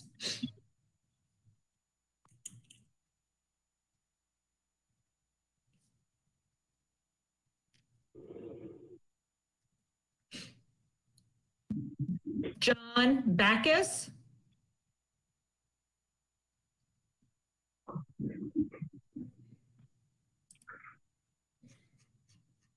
Okay, I have no other comments for this property. So I'm going to move on to the next property, which is EC 142020 0025. These properties are known as the Delaney properties off of Clees Mill Road in the Sykesville area. The first speaker I have is Jeremy Beck. Hi there, that's my husband. My name is Janelle Beck. We are referring to this property. We are directly next door to it. It is the lot that is right next door to our lot. So we bought this house. We are at 127 Dixon Lane. We bought this house in 2019. If we ever thought that directly next door to us, which is an incredibly small lot on a gigantic slope that is met with a water tower, if we ever thought that that was going to be developed, we never would have bought this house. It would absolutely compromise the safety. We have a family, we have a baby. It would absolutely compromise. Oh, can you hear me? Can you hear me okay? Yes, ma'am. Keep going. Yep. Okay. Keep going. All right, perfect. Okay, so it would compromise the safety of our family. Between the noise and the light pollution, aside from that, the wall that would face that lot is the wall where our nursery is for our child. I realize that's not the responsibility of the commercial, but we literally live on a private lane. It is gravel. So I'm not sure how that would even work. If they built out that way, they would have to remove our private lane. If they built out the other way, they'd have to remove a gigantic water tower. There are a ton of kids that walk to school. There's Century and Linton Springs right there.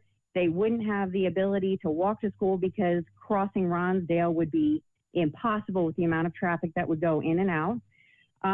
Aside from that, we have a well. Everybody on our private lane has a well. We are not on city water, so there would be contamination of our water supply. It could, aside from that, it would absolutely negatively impact the resale value of the property. No one will want to move and live right next to an employment campus or an industrial commercial property. Aside from that, it was our understanding when we bought the house that a farmer actually owned that lot. He let us know and let our realtor know that he never planned to build on that lot. We were let known as of September 2020 via mail, via postcard, that we found on the ground. It didn't even make it into our mailbox that this was going. They put a sign right there and kind of left it alone. When we called in about it, we got no response. So we would absolutely strongly vote to rezone that as like a nature conservation area. We have a ton of wildlife. It is tall grass next to us. So on that property, we have a ton of wildlife that goes through there. I don't know how it would be possible, but it would be extremely dangerous and it would incredibly impact us in a negative way, being neighbors with a gigantic campus next to us. So I'm not sure how you build on that, but we don't want to live next to a campus. There's no space. Thank you very much. The next speaker is Sarah McCormick. Hello? Yes, hi. Hi, this is John Backus. Sir, I'll come back to you if we can finish with Sarah McCormick. Okay, thank you. Yes, hi. My name is... Okay. My name is Sarah McCormick. I live on the south side of Route 26. Mill. My comments are regarding the employment campus that the last woman just spoke about. The property is currently zoned agriculture, and it has been since the 60s. When I hear employment campus, I think of an office park, but I looked up the code just to get an idea of what we might be in for, and an employment campus can include professional offices, research facilities, medical dental offices, restaurants, bars, a hotel, townhouses, multifamily dwellings, single-family homes, communication towers, and retail spaces up to 60,000 square feet. And that list is not all inclusive. There are many more options. And at this point in the process, we're just talking about rezoning. We have no idea which one of those things or combination of those things is going to be planned for that property. I was under the impression that Carroll County owned this parcel. And if that's true, then my question to them is, what are you going to build there? As the last woman mentioned, it's right in her backyard. It literally backs up to her property. It's across the street from Century High, where you've got tons of new teenage drivers going in and out onto that awful turn onto Clee Mill. Our kids go to Linton Springs. Parents and kids are up and down that road all the time. I just can't imagine adding more traffic to that area. Let's see. Oh, just my closing comment is that we don't need to build on that piece of land just because it happens to be there and nothing's built on it right now. We can keep it as agriculture. We can keep it as a nice home for wildlife in that lady's backyard. Thank you. And that includes, Bill McCormick. Hi, I'm calling. You say you're coming back to John Backus? I will come back when it's that property. I'll call that property again. If we can finish up with the comments for this property. Bill McCormick. Okay. Thank you. I'm calling in opposition to the request by the Carroll County government to rezone the property adjacent to Linton Springs Elementary School on Century High School to an employment campus. I've been trying to keep track of what the county is doing with all these rezonings, and I can say that honestly, this is without a doubt the absolute worst idea I've seen yet, and I've seen quite a few terrible ideas put forth by the county lately. This one in particular really just makes me question, I don't know what you guys are thinking. You know, for a group of you to sit down as a group and actively decide that what is needed around schools during peak travel times is more traffic is just mind-boggling to me. I mean, you've got children of all ages being bussed in during peak commute hours. You've got teenagers just learning how to drive out on these roads. And the county wants to add more traffic by having an employment campus. It's just crazy. Seriously, how do you rationalize that? This seems like a clear money grab at the expense of the safety of our kids. And if this property really is owned by the county, that kind of means that our tax dollars go toward maintaining it. So shouldn't that mean that the residents really have a direct say in what happens to the land? If you really want this property to be rezoned, let the people vote on it. Put it on the ballot. Now, you are living in this pie-in-the-sky field of dreams mentality where you think if you build it, they will come. Commercial leases are down drastically due to the current pandemic, and some research shows that they might never return to previous levels, let alone surpass them. No one is coming, at least not for the next 20 years. Even a recent traffic study by you stated that this area won't be fully developed until 2040. I've not heard a single Freedom resident say that they're against smart growth, not one. But the type of rapid, indecisive, throw a dart at the map rezoning that you all are doing is just going to introduce so much blight into our community that it will inevitably throw property values into a tailspin. So many irreversible mistakes have already been made. And when we're looking back on it, this is the period of time that this is the Board of Commissioners that will be responsible for driving people away from Carroll County instead of bringing them to Carroll County. Thank you.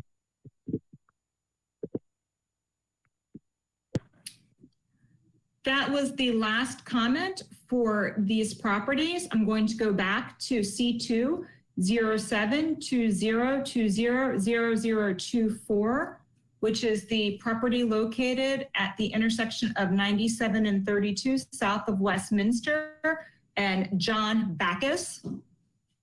Yes, can you hear me? Yes. Good evening. I think it's safe to say that my property would be most affected by commercial development at this site. I live at 1750 Sykesville Road, directly across the street. I have to believe that the entrance would be directly across my property as well. Not only would this create more traffic volume, but ultimately it would decrease my property value. My wife and I have poured a lot of money and sweat equity into improving our property and would like to stay here. However, if the property across the street is rezoned and a commercial site is imminent, I feel I'll have to move. My neighbor has made several improvements to his home as well, and I feel that commercial building at this site would ruin the integrity of the area, which consists of historic homes and farms. Thank you for your time.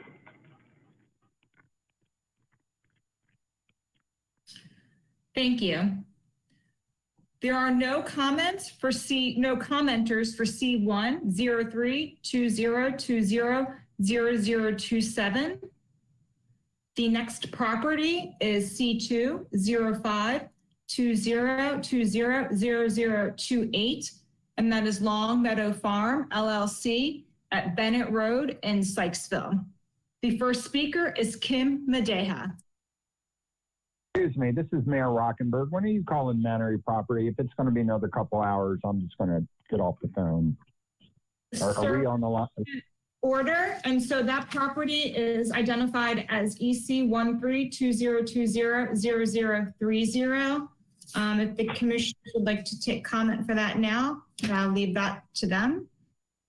I've just never sat for 2 hours at a hearing, but that's fine. It's up to the commissioners. Yeah, with all due respect, Mr. Mayor, first of all, good evening. We were going to take these in order. So we're trying to work our way down through them as fast as we can. So I know we already called this property. If we can throw yours up next if you would desire, but we'd like to go, since we called this one, we'd like to go ahead with this one. Yes, sir. I appreciate that. Thank you.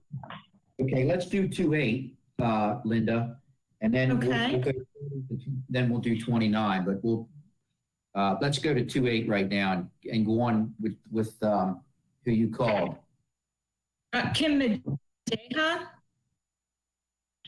Good afternoon or good evening, commissioners.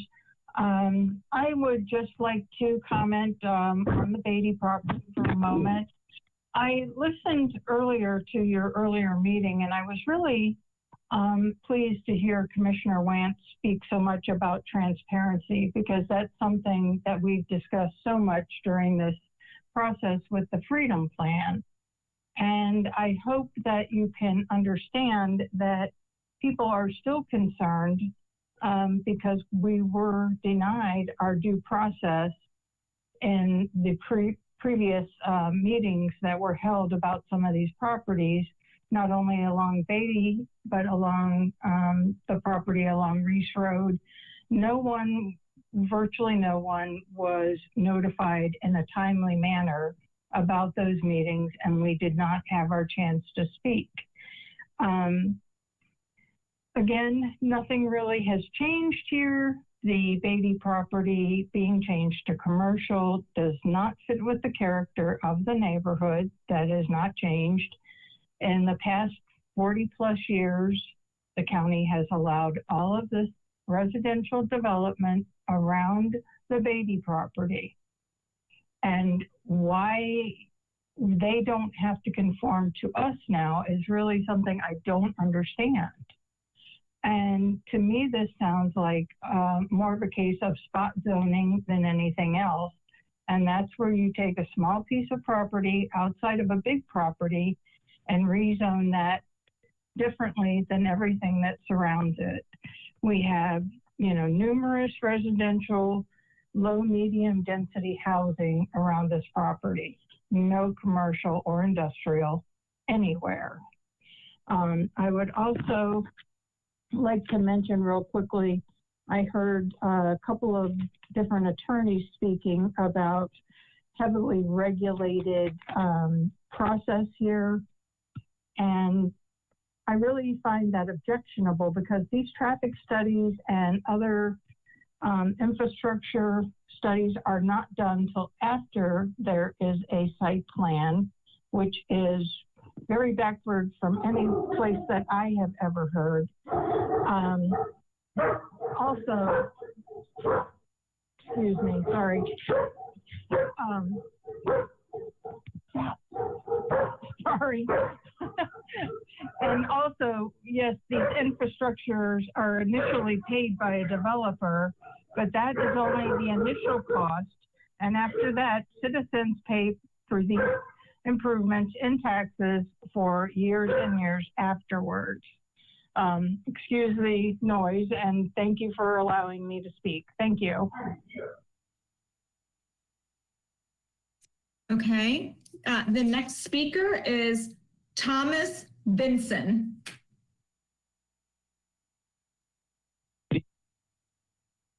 Good evening. I live at 1690 Bennett Road. I'm directly across from the property in question.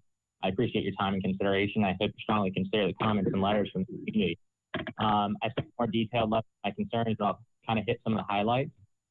We're not against development. We're against development that is either unnecessary or isn't consistent with the surrounding area. Once the property is zoned in a certain manner, the property owner and developer may develop anything they want within the zoning category, even if it's not beneficial for the surrounding area.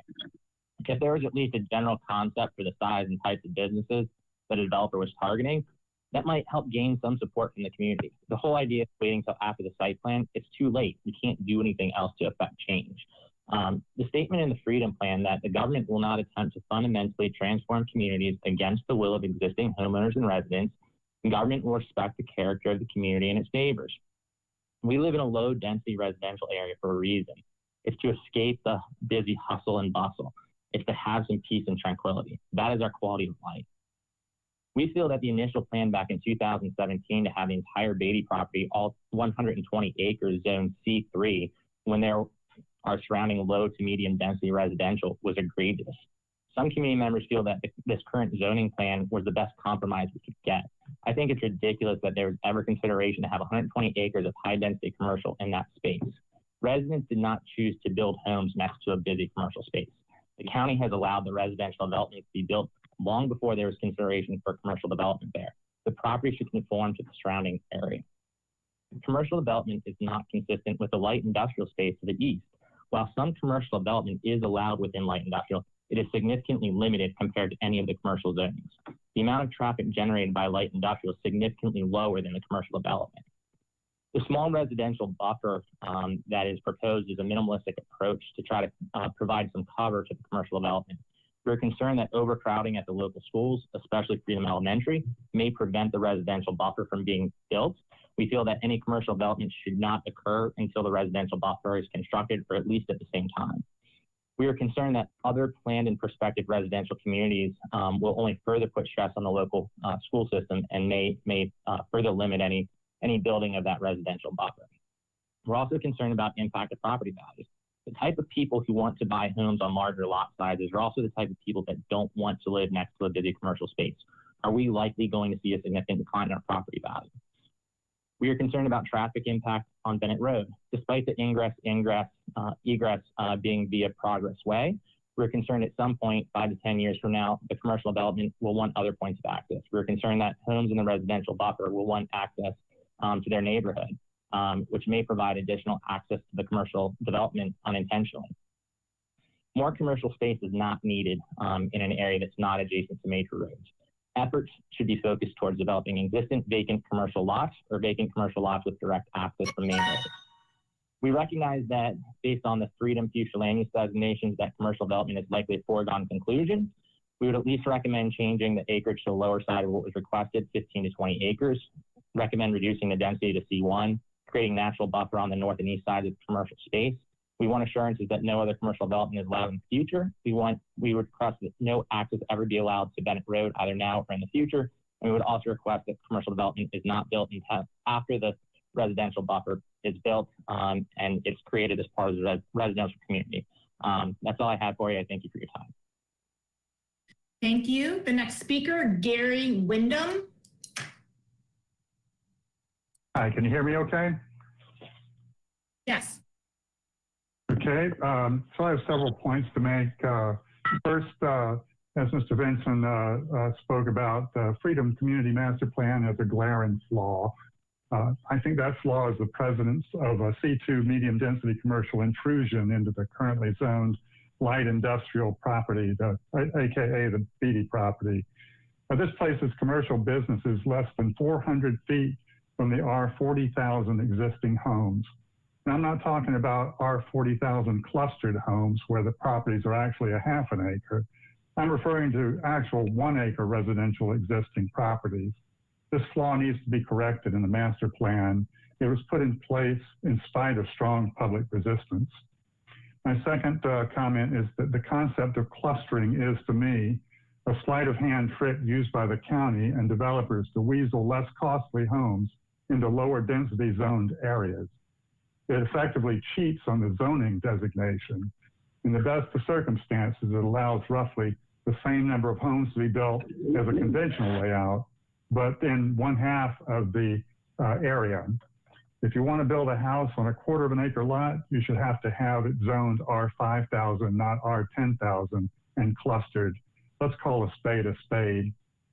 My third comment has to do with the recently proposed zoning rules change that will remove the requirement for developers to present a conventional plan for a new neighborhood. And that is to say, lot sizes commensurate with the intent of the zoning designation. This prohibits developers from counting at the present unbuildable land and the number of houses they can build. Proposed change in the text removes the conventional plan requirement. Clustering would become the norm under this proposal. What's worse, the unbuildable land would become a potentially useless portion of the community space. Potentially, in some developments, it could be all of it. The Beatty property is a perfect example of this. Part of the property that is requested to be zoned R20,000 is a cemetery. There's every expectation that this cemetery will become part of the community space. How will future residents of this property put the cemetery to use? One can only wonder. My fourth comment revolves around the Beatty R20,000 zoning request and the fact that it is immediately adjacent to the ongoing C2 commercial zoning request on a different part of the same property. How can the placement of R20,000 homes, presumably half-acre homes, be appropriate next to a C2 commercial property? It just doesn't make sense. Please deny the C2 commercial zoning change request, and I'll go along with the R20,000 request that they build homes on half-acre lots. No clustering. These homes will be adjacent to the light industrial property, but that makes a lot more sense than being adjacent to C2 commercial property. So in summary, please just say no to the C2 commercial zoning change on the Beatty property, and please say no to the elimination of the requirement for a conventional layout on new developments. Call a spade a spade. Thank you very much. Thank you. The next speaker, Brian Wolf.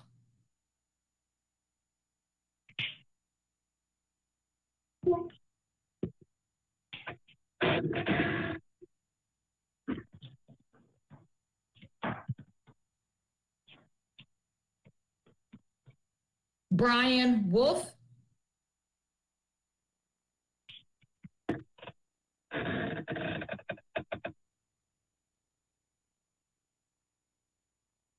Okay, I'm going to move on to the next speaker, Justin Moore.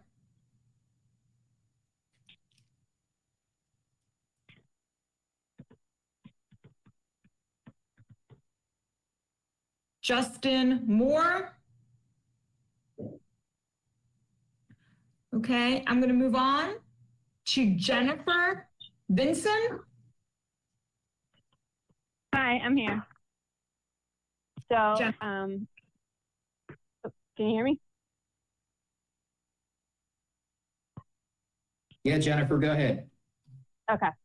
So my husband just spoke a couple callers ago, and I don't need to reiterate what he already has said. I agree with all of his points. I just want to focus on two specific things.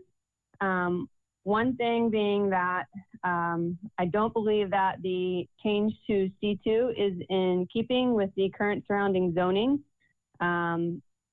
Currently, it's all light industrial, and putting this in the center is basically creating an island of commercial development inside of the light industrial, the currently zoned light industrial development. The new proposed request to change some of the land to R20 would then surround a significant portion of it with residences and would continue to have a commercial parcel in the center of residential and light industrial zone properties.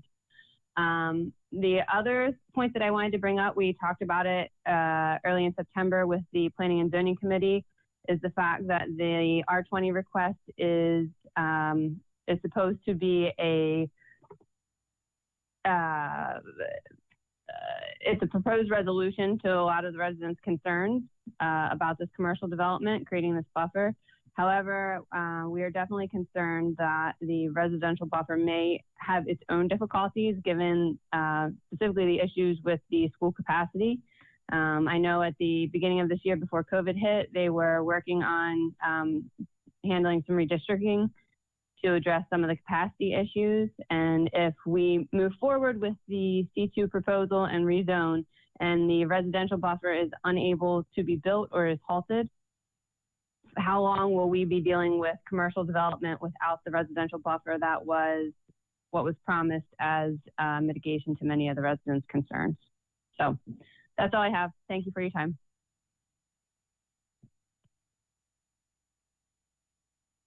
Okay. The next speaker is Danny Phillips. Hi, good evening. I just want to echo some of the comments that have already been made about this property, and I did submit comments in writing as well. We certainly have concerns about increased traffic, the residential buffer, as Jennifer was just discussing, and the fact that that will not be approved to be R20 until after the C2 commercial rezone is approved.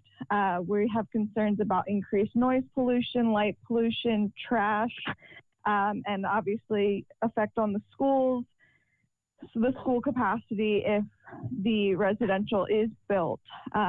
We also have concerns about it not being consistent with the residential and industrial zoning nearby. So just wanted to echo those comments that were made by others, and I thank you for your time tonight. Thank you. The next speaker, Michael Mulcahy. Yes, good evening, Commissioners. Hi, this is Michael Mulcahy. I'm a resident of Bandy Avenue. I, another resident of Bennett, Monroe Avenue, Bandy Avenue, opposed the Department of Planning recommendation of favorable. We oppose that recommendation.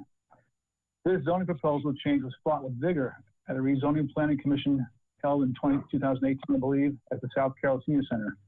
Many residents expressed their concern for similar change proposal back then, and many residents expressed their displeasure of this change proposal at this time in hearing. As was said many times in the hearing in other properties, the county is short of industrial land, and this partial should not be changed. The space that the county already has zoned commercial high along Liberty Road are not well used or fully outfitted with functioning businesses. Commercial leases are down due to COVID, and there are businesses closing, creating extra commercial space for new businesses. This is a quiet residential area that will be extremely negatively impacted by the move to commercial activity, both from vehicular traffic and for light pollution and other pollution that these businesses will create. Traffic being sent down Bennett Road would impact the residents' daily lives. This is a highly used road for walking, running, and riding. Children walking to school at Liberty High School. This is a poor location for high commercial use, accessible only to the industrial park and eventually through the proposed residential medium zone. Again, as was said many times in this hearing, the county is short of industrial land, and this partial should not be changed. Thank you for your consideration. And the last speaker I have on the list for this property is Brooks Leahy. Hello, hello, Commissioners. Can you hear me? Yeah, go ahead, Hello. Mr. Leahy. Thank you very much. I represent the property owners, and I do want to say from the beginning, addressing many of the comments of the community, is that originally it was recommended this be C3 high density. We expressly asked it for it to be C2 medium density. And the reason we did that is if it's zone C2, we have the opportunity of having over 55 housing on the C2 property. And frankly, all of the interest that we have received over many years by developers, there's been no real interest in commercial. And everybody we've spoken to is interested in doing over 55 on the C2. That's what the market is doing. We have also recently asked that the C2 be pushed further south, which allows for more R20 as a buffer between the C2 and Bennett Road. We think that makes a better plan, and basically we've asked that the property, the 30 acres of C2, be shifted further south so that it's just close to where Progress Avenue comes in, or Progress Road comes in. So the plan is for this area to be residentially developed, and I think it'll be consistent with the community that's there. And so I'd like the community to be aware of that. We're not really looking at any kind of heavy commercial. In fact, the only interest of the C2 is the over 55 housing that can be put there. And I think that makes a nice transition. Then the R20 surrounding it would all be, you know, single family residential homes, and frankly, very high end single family homes, which is what the market in Eldersburg is. So those would be my comments. Appreciate it. Thank you very much. Thank you. And that was the remaining person I had for that piece of property. I'm going to skip over the 29 property and move to EC 1320. In the event of showing respect here to those that are waiting, Linda, Yes. In the interest of the time of Mayor Rockenberg, I would suggest that we allow him to speak on this one and then go back to 29, because there have been folks that have been waiting just as long as everyone else. But I know his time is of value. So if Mayor Rockenberg is on here, allow him to speak on that, and then we'll go back to 29. Okay, thank you so much. It sounds good. So EC 1320000030. This is the Holborn Bay Colburn property located just north of Mount Airy off of Maryland 27. And the first speaker we have is Mayor Pat Rockenberg. Thank you very much. Thank you, Commissioner Wance. I'd like to thank the other commissioners. As you know, as an elected public servant, after this call, I'll be spending several hours on social media and emails with my constituents that are also your constituents. Thank you for also reminding me why I will probably never run for Carroll County Commissioner. You all are doing a great job and a hard one. I appreciate it. I'd also like to thank your planning department, who unanimously voted against this property being rezoned. Unlike other properties tonight that I've been hearing that have noted other concerns very similar to each other, this is a very large property of 100 acres that is adjacent to 259 acres we are discussing with the county to change the zoning. So including this, it would total over 350 acres bordering an existing municipality. Honestly, we greenbelt. All municipalities should have it. It's good planning. You all know that. We know that. Your planning department knows that. And we feel it helps us becoming, by having a greenbelt, would help us continue to be your largest capita income producer. And we're already your second largest municipality next to Westminster.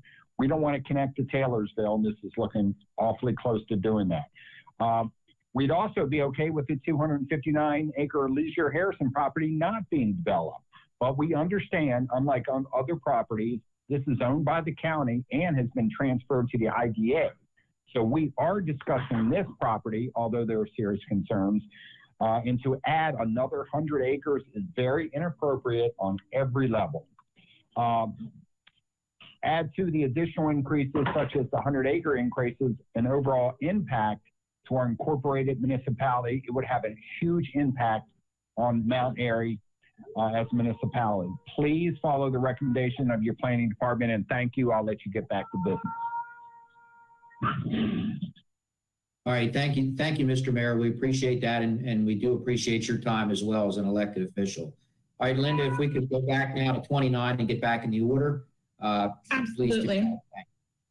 Okay, so now we're going to go to I-204-2020-0029, Roy D. Pool or Tumbleweed Express, 1545 Old Westminster Pike in Westminster. The first speaker I have is Kim Piper.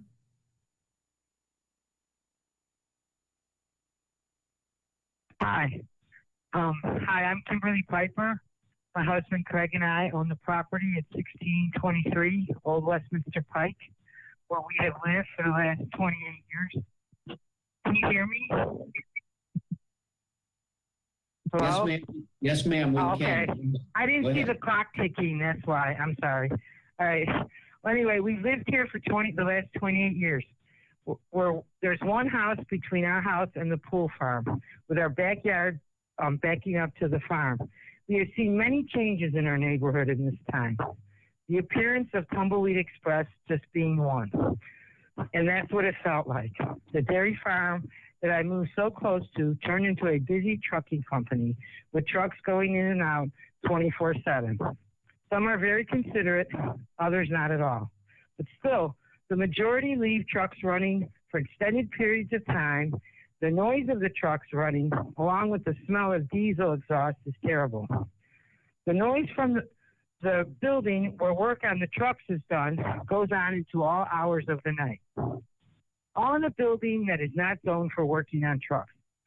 Throughout all of this, there has been numerous zoning violations. I have documented these in my letters that I emailed to the commissioners.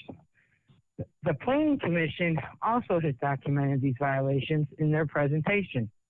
We realize the trucking company is not going anywhere, but ask the commissioners to take our rights as property owners into consideration, unlike the zoning administrator and the BZA, which did not.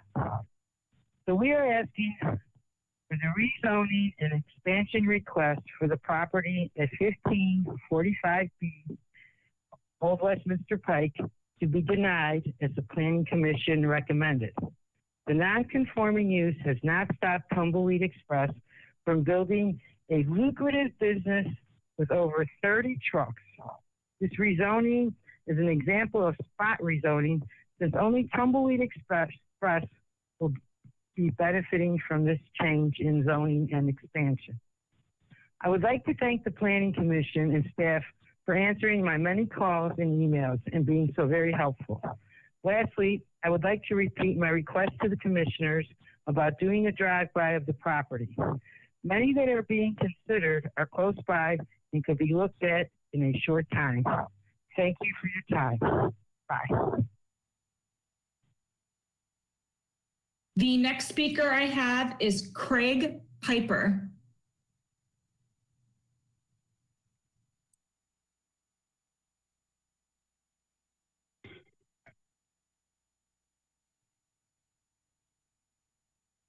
Hello? Craig Piper, yes, we can hear you. Hello. I'm Craig Piper. Approximately 28 years ago, my wife and I purchased property at 1623 Old Westminster Pike, which we now own and reside. Then known as Village of Reese, it was a beautiful neighborhood with a mix of farms and homes. I have since seen my community grow in many ways. Hundreds of acres of farm disappeared to hundreds of homes. The pool farm, which my backyard backs up to, has also grown. From a dairy farm with cows mooing and an occasional tractor or truck moving hay or a semi to pick up milk. Occasionally, cows escaping to my yard, I would send my son to let Mr. Poole know that his cows were out. All right. Next, limos showed up. Then building limos. We then moved up to approximately 4 trucks and customizing a chrome shop for semi-trucks. Later, the number of trucks grew. Some trucks showed up dumping fill behind the farm building. More and more buildings showed up, more trucks. The noise grew, the banging, and the air tools of them working on trucks for all hours of the day and night. I went from cow manure smell to diesel exhaust smell. Rather cow smell. Smell of diesel gives you headaches. Luckily, I have air conditioning since you can't open the windows in the summer due to the smell and noise. I realize the trucks are going nowhere, but to let tumbleweed grow is a great injustice to a growing community. We don't need Tumbleweed Express to expand or to be changed to an industrial zoning of any kind. Save our wells from leaking trucks, our air from constant smell of diesel exhaust, and our homes from dropping in value. Traffic on Old Westminster Pike has grown in leaps and bounds, disappearing farmland by hundreds of acres to hundreds of homes instead. More homes mean more children, more traffic, the school, the park, school buses, construction traffic, and just more traffic, period. Keep this area safe as a community to raise children. Keep our property values from dropping. Who wants to buy a $500,000 to $600,000 home in an industrial district? Please vote no to rezoning or expansion of Tumbleweed Express and keep our community safe for future families. When I moved here, people told me I was moving to God's country. Let's keep it that way. Thank you. Thank you. The next speaker is Ernest. I do not have a last name. So Ernest.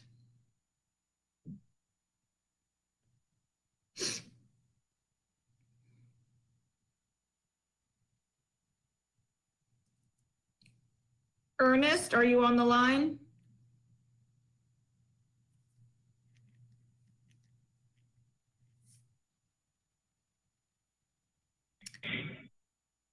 I'm going to move on to the next speaker then, Tom Reese.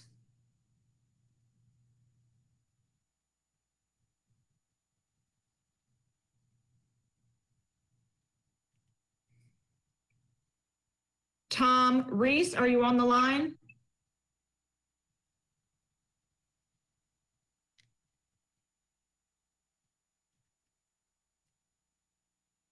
Moving on to the next speaker, Scott Knutson.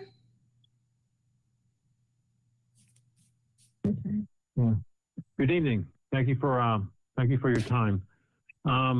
We live next door to Tumbleweed, the trucking company now. We bought our house probably 5 years ago.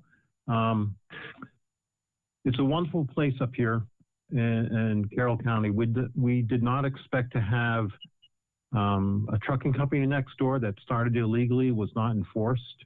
It started on 1 acre of land. Now they're asking to go to 5 acres of land. The planning documents that you have only show 3 or 4 trucks. You go back there and look now, there's 30 trucks back there. If they go to 5 acres, you know, he hasn't followed the rules yet. The Planning Commission, Planning Zoning Board hasn't enforced the laws. It's the history of his actions, of him and his attorneys or lawyers, have not shown that he plans to follow the rule of law, which each of you have ran on to your positions. I'm opposed to having him expand and I ask that you vote no on taking an illegal business and illegal use of land and make it legal. That is, that's not what our country is based on. Taking something illegal, vote it and make it legal. Anyway, thank you. Thank you. The next speaker, Leslie Knutson. Hi. Unlike all of well, really, I think Kim and Craig Piper said it best. I could just reiterate everything they said. But unlike a lot of the properties that were mentioned tonight, where they say this is beside a huge agricultural area, it's not really impacting that many homes. While this farm is a relatively large farm, 100 and some acres, the actual property in question is right smack dab in the middle of a lot of homes. You can just look at it on the map, and I'm sure you've been down Old Westminster Pike before. So it has not had the decades of use that other businesses have said, where they're just trying to, quote, make it legal, you know, the non-conforming use. We moved in, like Scott said, 5 years ago. We couldn't see trucks in our backyard. I came home from work Monday, and I had to put my face in my shirt to walk from my car to my house. It was a very foggy day, and on humid days, which Maryland sees a few of, that diesel fuel just sits there in the humidity, and you can't even enjoy your own backyard. Ms. Schaefer had come back at the end of our comments on the BZA meeting on October 7th and said several things that it seemed like our community was mostly worried about traffic, which is not true. We're mostly worried about water, sound, noise, fumes. She said we thought that it would go away if we voted against this. We don't think the business is going away. What we know for a fact is if it's expanded to 5 acres, which 4.5, whatever, he's going to expand to 4.5 acres. Our well is 50 feet deep.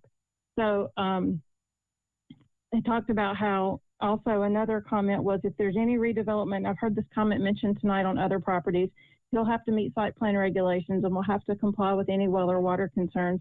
And if not, there will be no redevelopment. Why in the world would he be applying for this if he didn't want a redevelopment, right? So why can't he comply with well and water concerns now under the existing use? Why do we have to wait for this zoning change for that? But just like the Planning Commission or at the BZA meeting, they agreed that this is just too close to too many homes to do this. And I would ask also that you not allow it to expand. And I do appreciate your time. I'm sure you're about to fall asleep after all this stuff. So thank you so much. Thank you for your comments. And the final comment I have for this property is Kelly Schaefer. Thank you, commissioners. I am here tonight with Roy Poole, who's sitting next to me, but I'll speak on his behalf. This property lies on Old Westminster Pike, as you've heard. The initial request was from Ag to I-2. Since that initial request, we submitted an amended request revising that to I-1 on 4.52 acres of property. We pulled in the area a little bit. But just to put this in context, the total property is over 100 acres. Mr. Poole is a lifelong Carroll County farmer and has taken this over from his father. And just for some historical context, over the years has farmed much of the property that now has residences on it along that stretch of Old Westminster Pike. This is the property where he lives with his family and the property that he hopes to one day pass down to his son, which is part of the reason he's submitted this request. He has maintained true agricultural use of the rest of the property. That is a use that has only been maintainable because of the industrial nature of this small portion of the property. This property does have quite a zoning history in terms of the non-conforming use cases, starting with the zoning administrator hearing and most recently culminating in a BZA hearing. This is not, I would say to you, this is not inconsistent with the Carroll County Master Plan. This is providing for the continued use of this site in the same nature that it is currently used, furthers the agricultural use of the rest of the property. And also, just from a pure procedural standpoint, I'll say, part of this comprehensive process was breaking it out and doing industrial and commercial first, and then going to residential, and then going to ag and conservation. We haven't gotten to ag yet.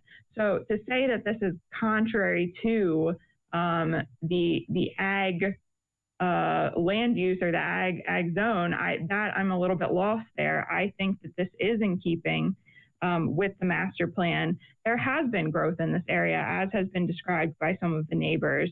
We are well aware of that, and Mr. Poole has also grown over the years.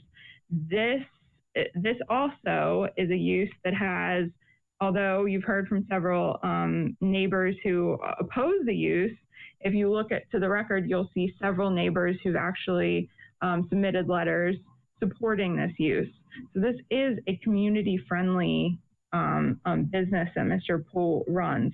And I also just want to clarify, there's been some misstatements about the way the property's been run. This property is in full conformance. Mr. Poole has done everything he needs to do and has been required to do with the county from that perspective. We'll continue to do that. So thank you for your consideration, and we look forward to the public hearing. Thank you. And that concludes comments on that property. Going back to EC 1320200030, Colburn, Culver Bay, Ridge Road, Maryland 27, Mount Airy. And the first speaker I have is Diane Perney.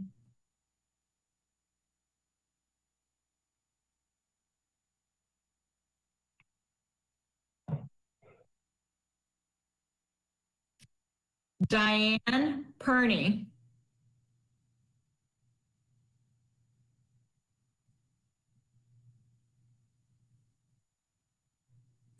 Okay, I'm going to move on then to Brandon Rakes. Hi. First of all, thanks for letting me speak. I know it's been a long night and you guys still got a little bit more to go. But yeah, I've lived in Mount Airy for 20 years. I was in Nottingham within the town limits and moved to Falling Greenway, which the property backs up to. As Mayor Pat said, with the Harrison Weiser property, which is roughly 250 acres being developed, we don't need another additional 100 acres developed for an employment campus. From what I read, typically this zoning has access to public sewer and water, which it currently does not. And from my understanding, as Mayor Pat has stated, that the town of Mount Airy is not planning on annexing this property or providing that water. There's plenty of land that can be developed within the current town limits. With COVID, and I've heard some people speak even about COVID going away and things will go back to normal. I disagree with that statement. Businesses are realizing, even mine, that people can work from home and they actually get more work out of their employees from working from home. Look at Facebook and Google. These are some of the companies that have changed their stances and are letting people work from home, and many other technical companies. Another concern that I have with this property is the light pollution that will be in my backyard as part of this. The tree line is thin, and during the wintertime when there's no leaves, what that'll bring. Also, the traffic on 27 is already horrible. It's with the new lights that they just put in on Maryland 27, it's increased the time for me to even get out of my neighborhood. I'm worried about the impact on the wildlife that is back there. I'm also worried about crime, with people coming in and potentially selling drugs or doing whatever in the middle of the night, and not having the police to enforce it. I'm concerned also with the property value of my house. I didn't move here to have a employment campus on the back of my property. I'm also concerned about the water supply of the aquifer with even just the HL property and the 250 acres that they're developing or plan on developing there.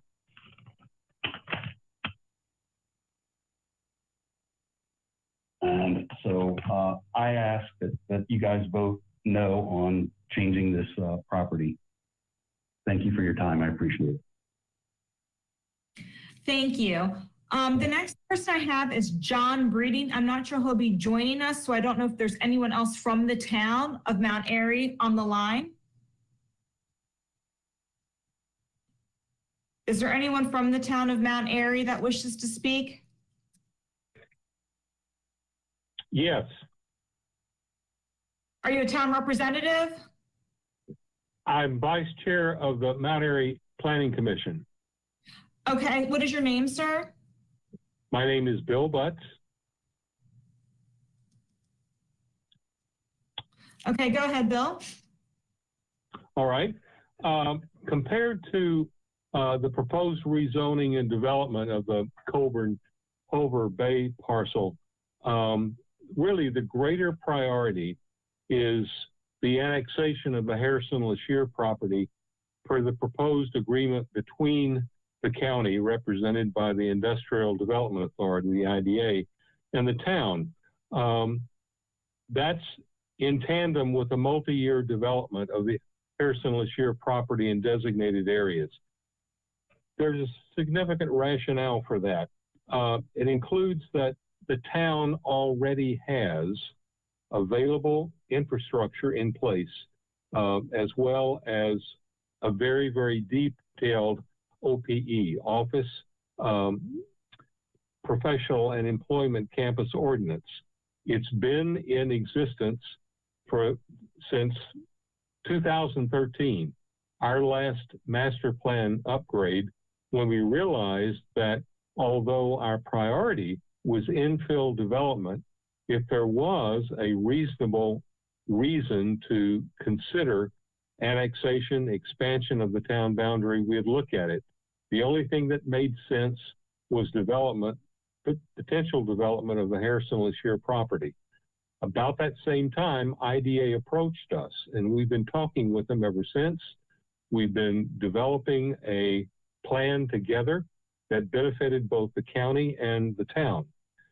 As a result of accomplishing that annexation and Harrison-LaShire development, the town has infrastructure in place. We also gain additional water resources. We gain upwards of 85 acres of additional parkland for the town. Most important, we gain potential over time, and it'll take a long time to do it, and we'll make sure it's done appropriately, additional tax revenue from the OPE development on the parcel and mixed-use development on Center Street. It has the potential to improve the town's current ratio of commercial and industrial versus residential tax revenue. That will help us stabilize residential tax rates over time. In addition, the town's Office Park Employment, OPE district, was specifically designed immediately following our upgrade of our master plan update with the Harrison-LaShire property in mind. The OPE ordinance was created by our town planning commission. It's targeted in a focused template specifically for that parcel. Quite simply, it offers several advantages over the employment campus district that's being proposed by the county to the north of Harrison-LaShire. For all these many reasons, we sincerely request that you consider holding back on the rezoning of that Colburn-Hulver Bay property. Let us proceed in concert with the county in terms of Harrison-LaShire, okay? And you wait to do anything for the time being for that property above us. The greater opportunity for both the county and Mount Airy is proper development and consideration of the utilization of Harrison-LaShire. Thank you. The next speaker, Bethany Miller. Hi, can you hear me? Yes. Great. Hi, everyone. My family and I moved to Mount Airy from Pennsylvania about 2 years ago. This community appealed to us because of the small town vibe and the open space that just isn't found in other nearby overly developed communities. As one of my neighbors recently put it on another zoning meeting, what we have here in Mount Airy is special. Our property backs right up to this Colburn-Hulver Bay property. We are one of the many local residents here in Falling Green that will be directly impacted if this property is rezoned from conservation land to an employment campus. My first concern is environmental impact. More than half of this land is forest cover and includes streams, 2 different wetland areas, and a freshwater pond.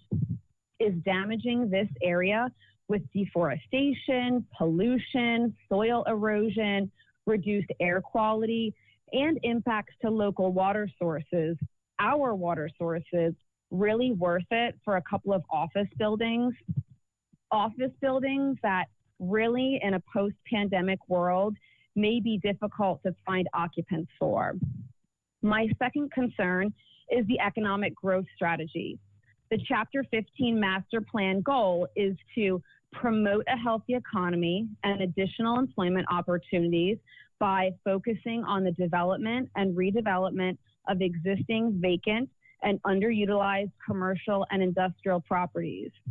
With the current economic state and many local businesses either crumbling or moving to virtual work environments, possibly permanently, I would recommend that an economic growth plan first focus on bringing business into existing vacant buildings versus creating more spaces that may too go vacant.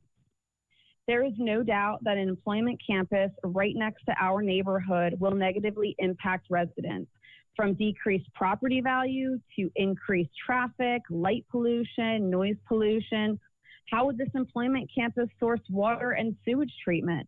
Could our well water be impacted as a result? How much water pollution would be discharged back into the environment, our environment, as a result? Lastly, I just want to say that rezoning conservation land to an employment campus is inconsistent with our community's values. We value clean air and water. We value open green space, parks, and farmland. We value small business. We value living in an area that is not overly saturated with office parks, hotel buildings, and traffic. Mount Airy is a great place to live. Let's keep it that way. Thank you. Thank you. The next speaker, Bill Lassner.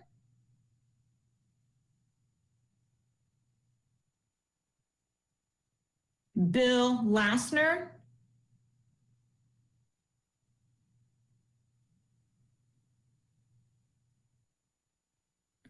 I'm going to move on to the next person, Brian, and I do not have a last name for you. Brian. Yes, good evening. Thank you for allowing our family the opportunity to speak, and thanks for your service to the county. My name is Brian Compton, and our property is on Locals Road and is adjacent to this parcel. We've lived at this address for over 16 years, and we're drawn to Mount Airy, especially this property, based on its peaceful and serene surroundings, and knowing we were bordered by over 150 acres of conservation land. Topography speaking, our property includes some of the lowest elevations in this immediate area, and we cheerfully enjoy Middle Run, its natural surroundings, and abundant wildlife. Our family, as with the others, are extremely concerned with the drastic changes that are being proposed to our little slice of heaven. As we try to digest what the 250-acre Harrison-Lashir annexation has the ability to do to our town, we are now faced with another parcel requesting a similar zoning change that, in our opinion, isn't needed. This would be a huge disruption to the community balance, and our property values and quality of life will suffer. The town of Mount Airy has already completed well and aquifer testing for the Harrison-Lashir property and will intend on drawing over 200,000 gallons of water daily, which is shown to run towards the maximum limits without supposedly direct impacts to the adjacent wells. Only time will tell. Now you're looking at the need to provide probably another 75,000 gallons a day to this park for whatever it may need. The town's already voiced its objection to the request for this rezoning and that they would not provide any support or infrastructure for this parcel. Discussions regarding the development of the Harrison-Lashir parcel include undefined conditions designed to protect the adjacent properties. What protection will we be given? Will the infrastructure needed for this rezoning supply the proposed use without causing unreasonable impacts to our wells? What will be the impact to Middle Run and its tributaries? Another concern that we have is its intended use if this were to be rezoned. Although shown as an employment campus, the regulations for permitted uses of an employment campus, as you know, include hotels, businesses, offices, conference centers, and general retail up to 60,000 square feet. Are these really needed? There are vacant buildings in and around town that existed prior to the pandemic, and all indications are that the need for these type of campuses will be less after the pandemic. To echo the concerns of the mayor of Mount Airy and the town's planning commission during the September meeting, this request has yet to show that it has or will have the infrastructure necessary to sustain, that Maryland 27 has or will have the capacity to handle the additional traffic, and the overall impact to the area of both the Harrison-Lashir property and this property are both developed. No one has thought these through together, and we agree with the county's planning commission on that now is not the right time, and that we ask that you support their unanimous unfavorable vote on this zoning request. We respectfully request that the commissioners recognize that the timing isn't right, especially with the Harrison-Lashir property in its current state, and vote against the rezoning of this property at this time. Thank you. Thank you. Elizabeth House. Yes, good evening. Can you hear me? Yes, we can. Great. Thank you, Carroll County Commissioners, for hosting this public forum. I also live in the Falling Green neighborhood that directly borders this property. I urge you to take the planning and zoning recent recommendation and not to rezone this conservation land to employment campus for the following reasons. Prior to their September 30th meeting, public comments were not sought when this land was provisionally approved to be rezoned. No signage was displayed for their September 30th meeting or any prior meeting, and residents who live directly in impacted neighborhoods were never formally notified. For this meeting tonight, the closest notification sign to the entrance of my neighborhood was exactly 9/10 of a mile away. Only through grassroots efforts was our neighborhood informed of this rezoning effort, and only through word of mouth and personal connections were residents in other directly impacted neighborhoods notified. During this global pandemic, we feel there is no need to rush this rezoning. There have been no environmental impact studies conducted. As you've heard, a majority of this land is woodlands and wetlands. No assessment and traffic has been made. There have been already too many fatalities at the entrance of Falling Green and many near misses along this stretch of road. The proposed entrance to this development is on a very dangerous blind hill. Even during non-rush hour times, this section of Route 27 is deadly. The homes in this area have a very lucrative tax basis for the county. I urge you to check the most recent home sales in Falling Green, in Winsong Farms, and also in the nearby Paddocks and Shaladon neighborhoods, and you will see. All of these residents are in well and septic, and it is concerning this development could pollute, slow, or stop the water supply to our homes. And as a result of this pandemic, corporations are moving to virtual offices. People are now working from homes, and companies are realizing the great cost savings as they vacate properties. Even sectors of a federal government that had never previously telecommuted are now telecommuting. We should not put the cart before the horse and rezone until all these factors are addressed. Do not rezone for the sake of rezoning, and do not rush this decision. Please fully assess the impacts to the area and then determine if there is a need for this development, and then comprehensively study the results prior to making this choice that will dramatically alter the landscape, safety, and living and driving conditions for all residents in this town and in the county. Thank you. Thank you. And the last speaker that we have for this topic is Carol Holver.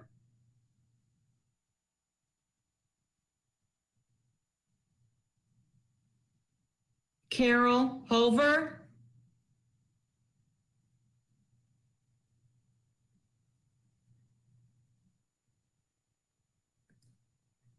Okay, I'm going to move on to the last property that has comments. I have 3 more commenters and then 3 people who I am not sure what property they're speaking with, but I will call their names at the end. The property is C2-05-2020-0031.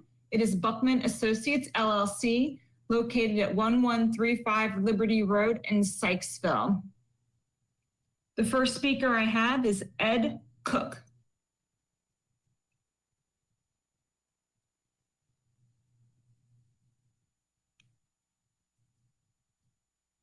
Ed Cook.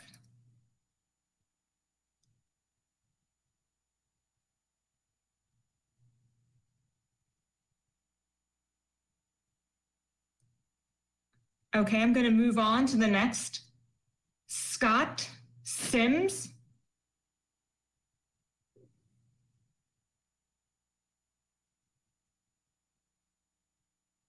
Scott Sims.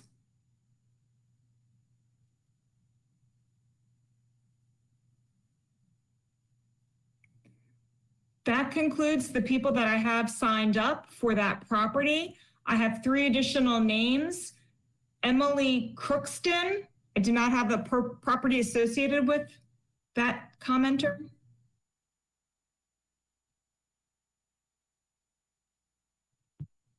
Okay. I'm going to move to the next person then. Russell Baker.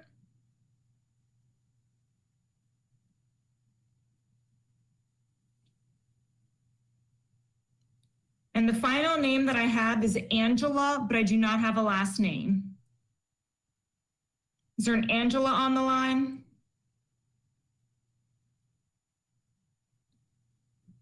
Commissioners, that concludes all of the speakers or commenters that I have that have signed up for this evening's meeting.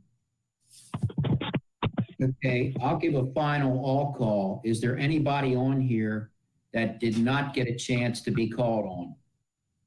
Okay.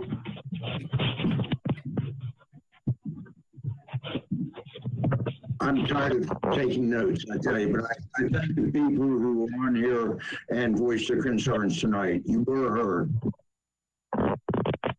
Yeah, I've got about 5 or 6 pages of notes.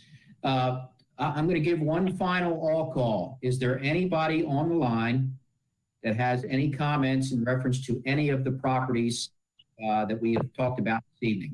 One final all call. Hello, Commissioners. Hi, this is Mike Mulcahy. Yes, sir, Mr. McCain. Go ahead. Which property you're speaking of? It's C205-2020-0028. Okay, go ahead. The Commissioners should consider another hearing on that property, as you witnessed several speakers with the opposition to that property, and other proposed speakers were dropped off of the virtual call. The community's ability to participate in a virtual call were complicated by the process that was not well documented on the public displays, nor obvious to the elderly and other residents in our community. I feel like there's more opposition out there that were dropped off the call, and the fact that the process to get on this call was fairly complicated.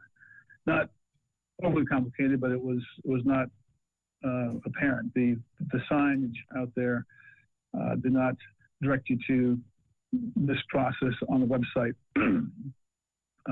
So I think that there's a lot more opposition to that property that I know of in our community. Thank you. Okay, thank you, sir. And I'll remind folks that are still tuned in that you can certainly continue to submit written comments as well. We're accepting those and have actually got quite a few of those. All right, one last all call for anyone who has any comments on any of the properties.